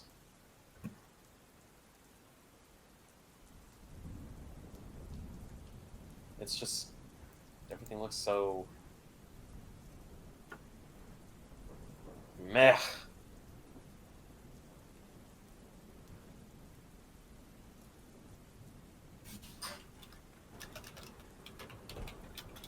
And it's just kind of house just looks as it was. There's plants, everything, nothing seems out of whack.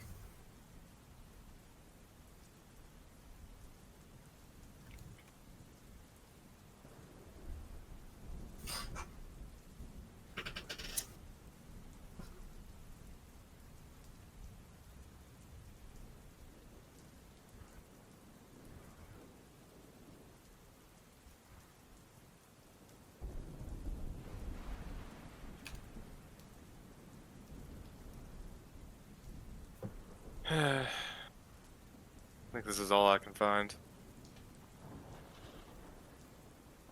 I'm gonna go reconvene with the others. God, it's wet outside. Come and go, Bloom.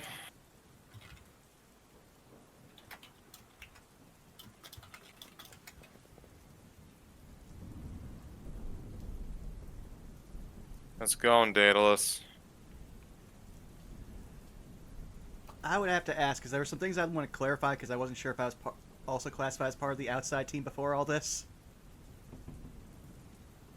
Because he's been sitting on that stump for a while now.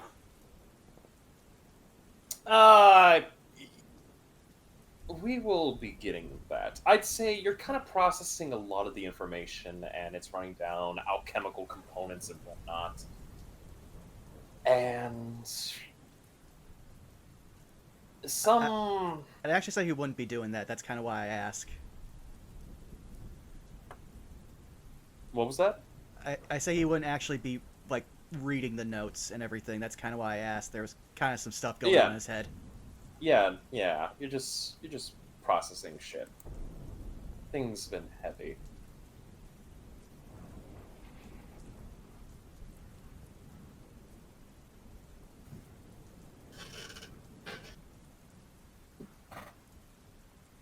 I'll say Dales is kind of unresponsive, I guess.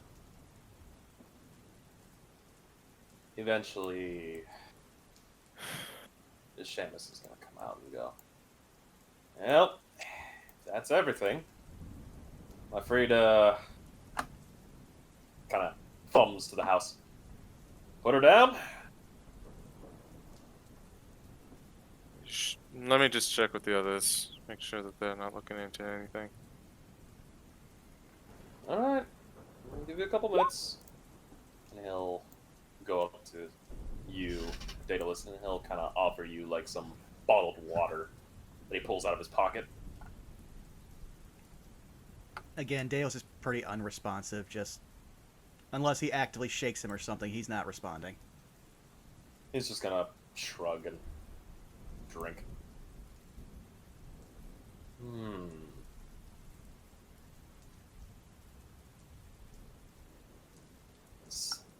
We will switch over to our friends Salus, Iapetus, and Aphira. Almost said Endare for a second. That's fine. They're the same person. Even then, I still want to go by the correct character at the moment. Salus, you do kind of get back and you see Aphira and Iapetus towards the back of the house. Hey, you two. Hey. Iapetus is actively trying to hold a mantle or something over, like, Aphira. Aphira is, for some reason, really interested in this window. Like, to the point that she is pulling out a monocle, putting it onto her ear, onto one of her eyes, which is starting to glow. You got anything? Yeah. We Is it magical frost? Frost?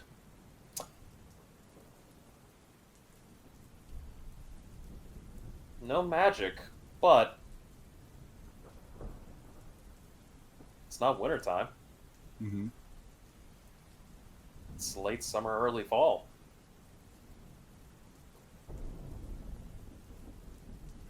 Not magical Smile. in nature, so why the fuck is this here? Why is what here? This window is frosted over. She taps the frost with a single claw. Small bits of ice break off of this window.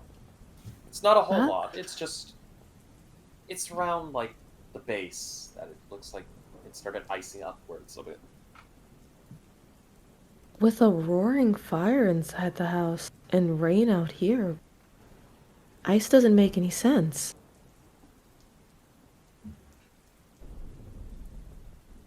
Hold up. It's not magical. It's not magical in and of itself. Maybe caused by a magical creature. Could it be the after effect of something, maybe? So, like, something happened and this was the result? Could be. Salus, you wanted to check something? Well, Seamus said that he's, if we had gotten everything, then he's gonna put the house down. That sounds like you found a little nugget of something.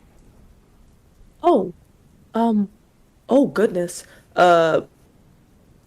Can she shoot Seamus, just a message?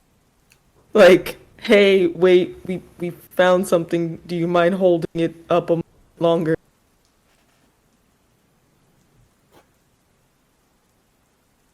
Seamus will respond back.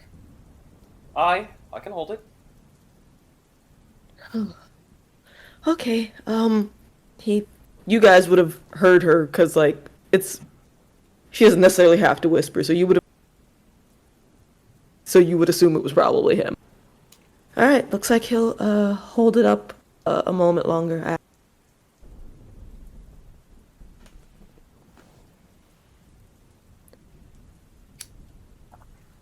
Hmm. The ice that fell, did it melt like normal? The piece that scraped off after their attack us? It's starting to melt as it is being exposed to the elements. But you could also factor in that, it's basing itself off of illusionary magic, so it's probably responding in kind to reality. Right. Hey, y'all. Yeah? Look behind you for a second. Notice We'll how this look grass... behind. Notice how this grass around here is pretty vibrant? Makes sense for this kind of year. Yeah. Well, look at this spot here. Kind of gestures you over. We'll attempt to do the looksies.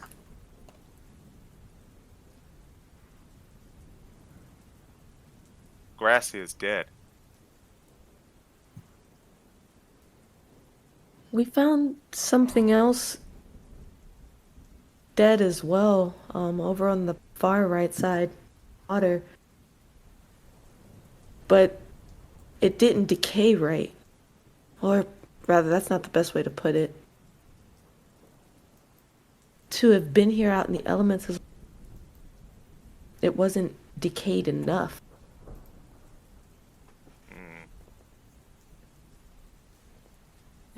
And I guess with this grass, we have the inverse. It's surrounded by life, but it's dead? Is this grass in the shape of anything? It's like it looks more dead as it gets more inward, like this small patch. I guess my question is, does this patch, does it look like it resembles a particular shape, like something was here or present that maybe made an impression? Roll me an investigation. I'll even give you advantage as you have some allies. There it is! Apparently just being outside the house is fucking cursed, man. Apparently, rain is cursed. No You idea. guys want to give... What? You have no idea. You guys want to give it a shot? If Okay. I'm allowed? I'd Feel love free. to. You both can take with advantage. Okay. This goes to both Iapetus and Athira. 25, nat 20. Okay. All right, let's see. I'll get the goddamn time roll 20. I'm terrible at this roll. I'm going to absolutely fail at this roll. I'm going to do horrible at this roll. Let's go! Reverse psychology rolls. And Darren Iapetus. It takes you guys a few minutes. Iapetus, you're the first one that clocks it, though. This dead grass looks like there's an imprint, and it looks like it's shoes.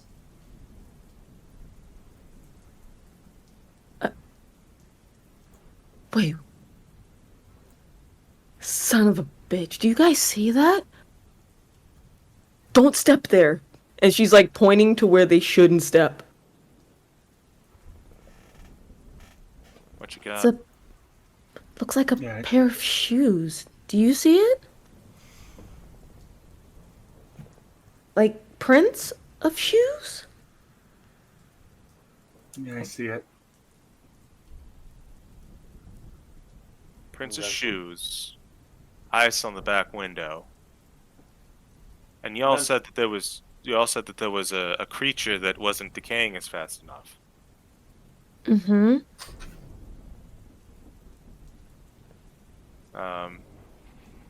Sounds like whatever did this was itself exceedingly cold. If that creature wasn't decaying, perhaps it was preserved in the cold. that would apply for the dead grass and a bit of a boot print, and it would apply to ice on the back sill. Seamus does That's love astute. What'd you say, Frost? Seamus is approaching you all and goes, "Aye, what you need?" Got some indication of something chilly around here, or was around here.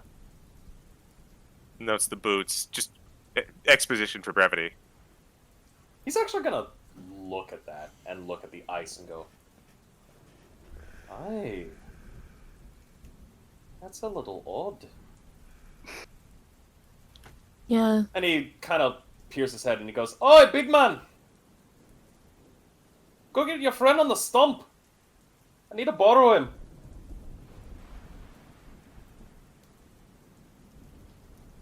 I think they need you.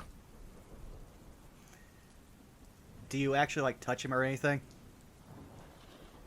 No, he'll respect your space. Then he seems pretty unresponsive right now.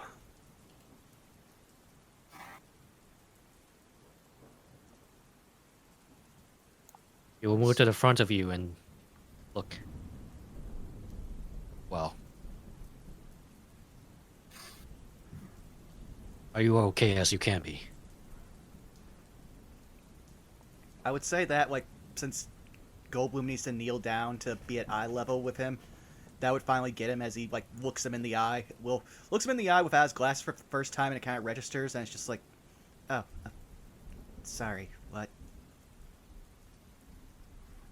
I think they need you over there. Ah, okay, well, you'll see as he puts away the papers that they worked so hard to get that they are very crumpled, and even though the ink was only barely dry, they are now have been held out in the rain for a while. So, he puts those back in his pack and he just heads around to the back.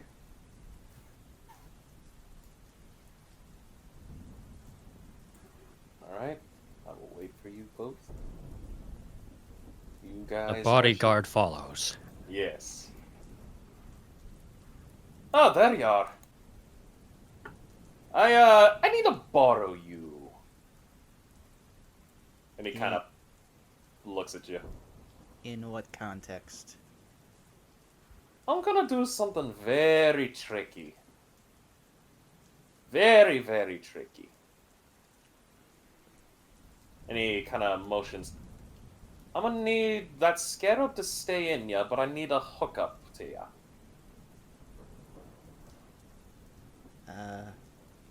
Perdix, are you capable of that? I can attempt solid communication.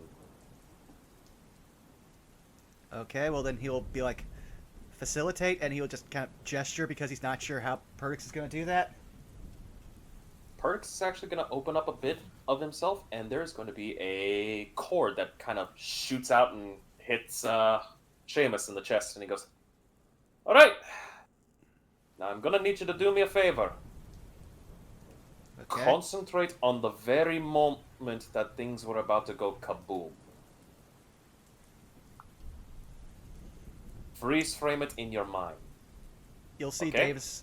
You'll see Daedalus' expression just go completely like blank but determined, and he will get a. I'm not sure how much the connection feels, but he will get a sense of that this is one of the easiest things he's ever had to do. He is... Alright, I'm going to ask, do me a favor, roll me an intelligence. You will have advantage. As you are being guided by... That's a nat 20. Perfect. Let's go, Lucy. It's almost like this memory's been burned into his mind. Yes. The irony. You watch as Seamus concentrates. He looks in through your memories. He looks at the moment of death that is to occur. To watch your friend, the Madame, in her final moments right before she blows up. He looks past her. He looks at this icy mirror. he is concentrating hard, and he is looking at where these footprints were.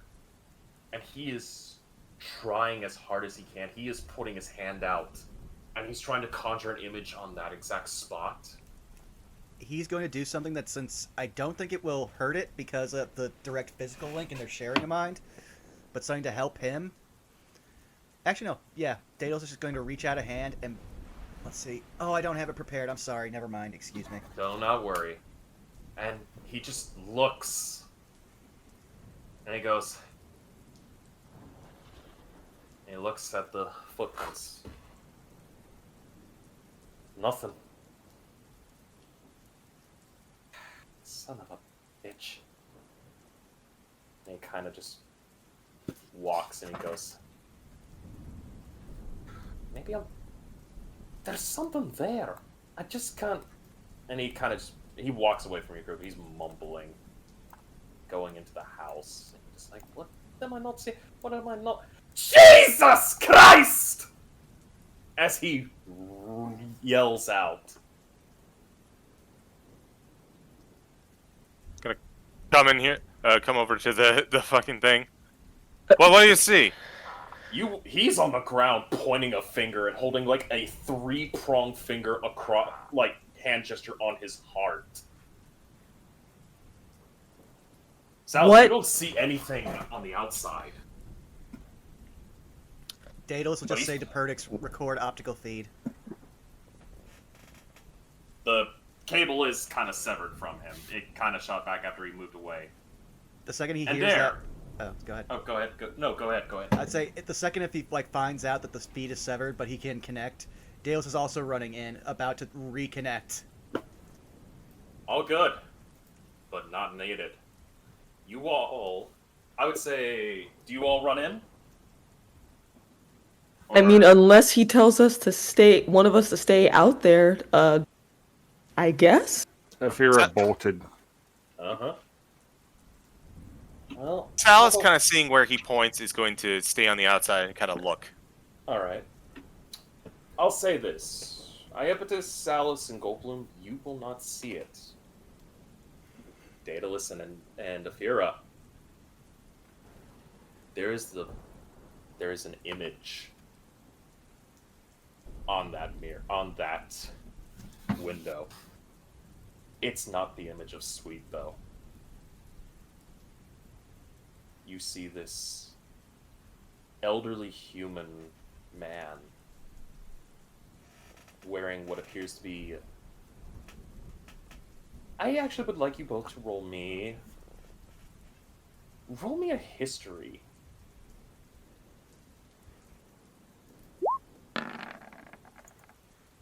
Yeah, I knew I wasn't going to get that to 17. That's a 10.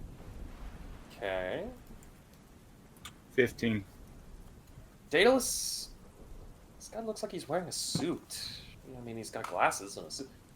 And Dare, you actually picked this up because you've seen this as you've gone through the ley lines and whatnot. There's a still image of a man in a mortician's outfit looking in.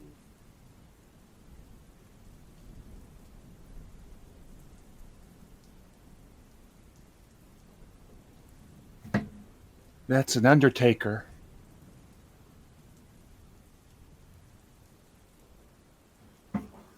Oh! Oh! Oh! And Seamus actually gets up, and you... I have a question. Mm-hmm. Do any of you speak Sylvan? Yes, No. but I'm not in the room. I don't. How to word this? I'm familiar with it, but I can't actually speak it. I would say this. If it's a word in what can be recognized as Sylvan, Daedalus would know just to write it down and show it to Iapetus, because Daedalus knows Elven, they know Sylvan, which are two different languages derived from Sylvan. Well, allow me to ask this. Do either of you two know Elvish? I know you know Elvish Yes. because you're Elf. What about you? I know Elvish. All right, you will both. I'd say roll me an insight with advantage because you both know Elvish.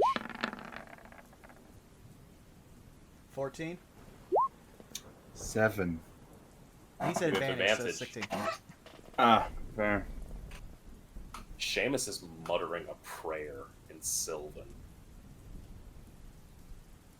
And he is and from what you can tell, it's hard to pick up, but there are some words. Protect.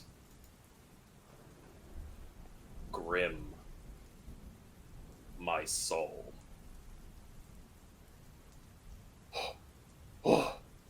That's the Harvest Man, isn't it?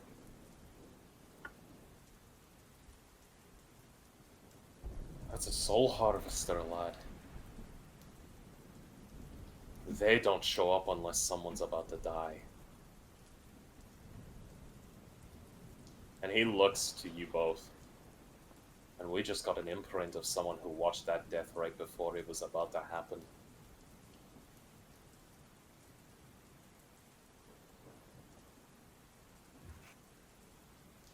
And we will end tonight's session. Oh dear.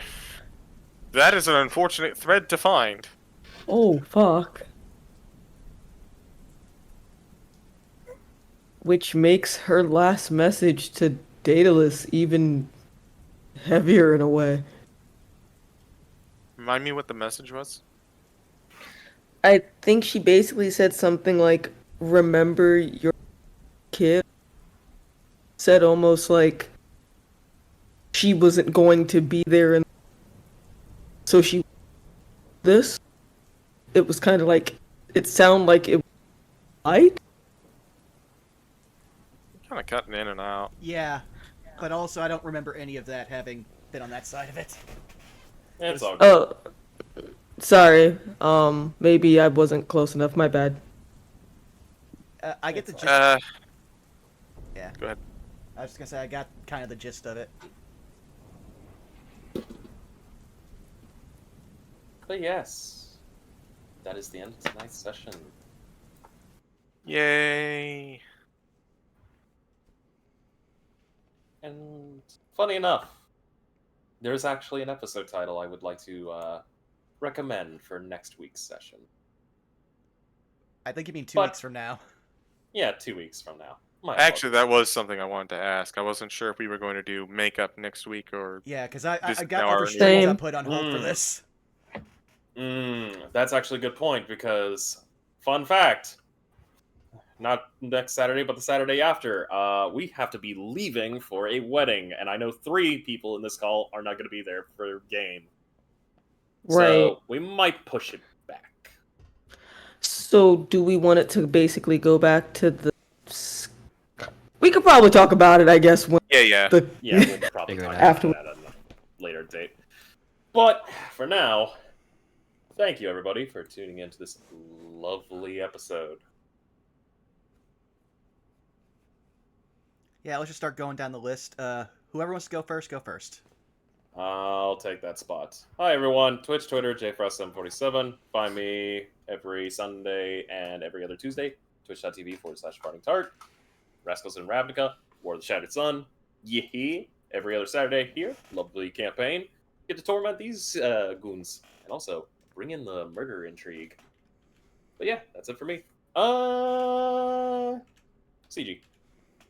Hi, I'm CG. I'm in literally everything J Frost just said. Wiley, go. Wiley is Willie on Twitch. Wiley Willie on YouTube and Ko-Fi. JFrost, where can we find Krista? You can find them in the background of some of the streams I'm part of.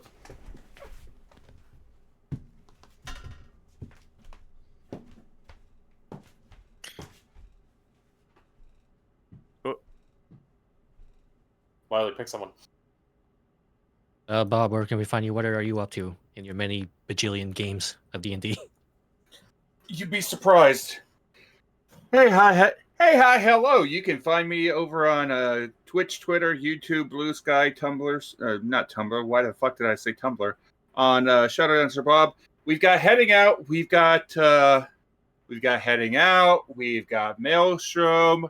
The new Monster Hunter game is coming out, and the Murder Cave is starting to sharpen our weapons and get ready to go hunting. You know how it is. Hopefully it'll be better than the previous game, even though I played through all of it. Hopefully it'll be good. I played in Dare/Afira, the pretty kitty that has way too much mental baggage right now due to a number of things going on. But that is about it for me. Vaughn, where? Has everybody When? gone? Because I had to step away for a quick second. Zai. Oh, Zai, where? When? How? Do? Now. Where? At my computer mostly. Also on interwebs. Where specifically? Instagram, Twitch, Zyme site, zyme.card.co, everywhere else. I was a hepatitis. I'm trying to help my brother with trauma. I'm playing Final Fantasy and fighting games sometimes. Yeah, that's basically me. Now, Vaughn, you. All right, Vaughn, Ava. you, where? Yes. When? Why? How? Fear? Answer the questions. Well, they've already found me here, twitch.tv/BurnoutVaughn. You can find me on Twitch, Twitter, YouTube, and Blue Sky, Burnout Vaughn, over on Patreon, Burnout's Bar. Next week should be Phase of Our Lives, possibly No Love War Extra, and then, Those Who Wander. With that out of the way, we're going to raid our good friend Sean, so give me a second here. What should our raid message be? You're going one-on-one with the Undertaker player? I mean, that's on brand. Oh no, I think they might have just ended because I just tried to pull up their stream on my phone. Bum, bum, bum, bum. I'll check. Yep. If I had a nickel They for just every ended. single time. Boom. Well then, we can still use that because I guess we'll raid Brawl Kaiser because Brawl Kaiser's a good bean. Yeah, he could be.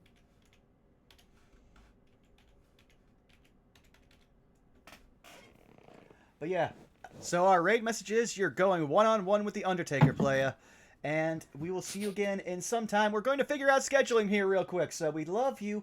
Bye-bye. Woo! Bye bye. Bye.